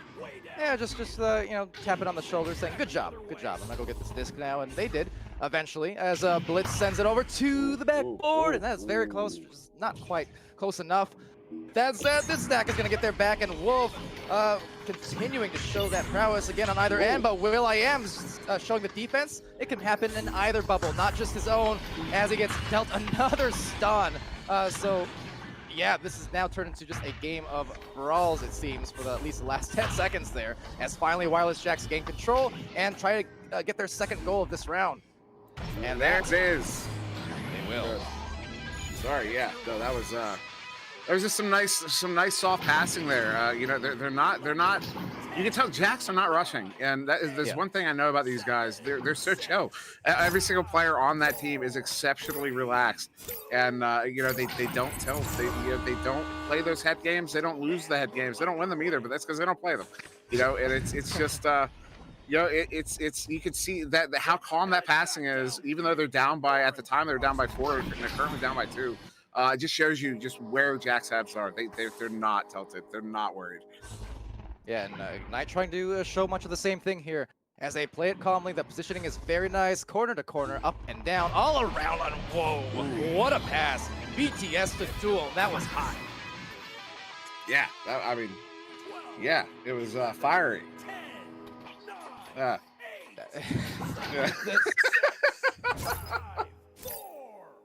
I shall remind everyone at home, it's been a long day, but it's been a great one. No, this is I say so many times, those kind of passes where you hit a cutter right next to that goal, some of my favorite plays. It's so hard to save, but again, it requires such precision because you're only ever a centimeter off from having that pass just be snagged out or stolen or slapped out of there. So when you can execute those, it's very difficult to save, but execution is the name of the game. You saw that little move VTS pulled there, giving himself a little bit of extra time, extra space, sent it up to the ceiling before receiving it. Now, good lead share by Gilligan, although that bounce isn't going to be favorable. Venom picking it up, Venom sending it in. Well, it went in. I mean, it doesn't. That was weird. Yeah, we all saw it, Venom. You know what? It didn't. I mean, it didn't make much of a difference because that was going in one way or another. That was a beautiful shot there by Venom. In some universe out there, it went in twice. That said, it's 8-7. Ignite with the narrowest of leads here in the second round. They dropped that first round to Wireless Jax, but much stronger showing here as they build up that steam and now needing to once more find some control. If they can get some more of that great passing play that we saw the last time around from them, you know, they'll be good, but they do not want to, you know, force these like really long ones kind of like that because Wireless Jacks are very good with the coverage and they're immediate on the stack, so they can devastate you, like Strem was saying, off of just single turnovers. It's almost a guaranteed goal, or at least a goal attempt in that case for Wireless. Yeah, that was a really ambitious shot. It was a little too much pressure. You can see how rushed it was as it went out high there. But this one's still loose. A bit of a scrum for it now. This one's sent down to the floor where Blitz will pick it up. Blitz going to reset this one to Will.i.am on the bow tie. Will.i.am under pressure. There's two Ignite players out of the bubble. He's going to send this one in. Ooh, that pass not going to hit either target there. But it gets done by Blitz. Gil's going to pick that one up. He gets stunned out. That one's loose. Fran's going to pick that one up. He sends that one down towards mid. Gets caught at mid where Jax will pick this one up. Going to turn around for another opportunity here. Under 2 minutes to go here. It's still a 1-point game. 8-7 in favor of Ignite here in round 2. But Wireless Jacks on this attack, they're going to have a chance. I mean, any scores here, you're getting into that time situation where they will be very damaging. A great steal coming in from BTS, resulting in another self-pass of sorts. Now, the important part for Ignite is getting those stacks together because either that or finding a leech or stack breakage or something, because Wireless Jacks, they are positioned in a way where they can still get those immediate stacks back, and they can, you know, really undo any damage just purely based off their speed. And that's what we're seeing here as Will is going to make that play towards the goal, just barely grazing by as it gets snagged out by Duel. And this is some close quarters, intense situations as we approach the final minute of round 2. Yeah, 1:02 on the clock, still down by 1 is Jax, but in possession. Venom on the back line. Venom, that Ignite defense playing very aggressive right now. Gil's going to cross this one up to Blitz. Blitz sending this one into Venom. Venom can't get the handle on it, but Gilligan does. Gilligan brings it in. Oh, the stop, and then he gets it back, but only for a moment. Will.i.am now with it. Will bringing it in. He gets stopped, and VTS sending that one up, and then Blitz bringing it in. Oh. He's going to get it. That's third time's a charm. That's good for the 2. It's a 1-point lead to Wireless Jacks here, round 2, and we're going to have about 22 seconds for Ignite to save their season. The defense there. You said third time's a charm. Well, yeah, if you're Wireless Jacks. If you're Ignite, third time's the harm. That hurt. That said, they got 20 seconds to make something work. And you know what? Ignite, they had a match against Illuminati. Had a very unusual ending that did result in a buzzer beater in the second round once before. So could it happen again with 7 seconds left? The pass right across, but just lost off the hands. Will be taken here, right at the bottom, slapped out and snagged out. And you know what? Wireless Jacks, they just guarantee themselves that they will advance on these brackets in the Challenger Cup. 2 rounds over Ignite.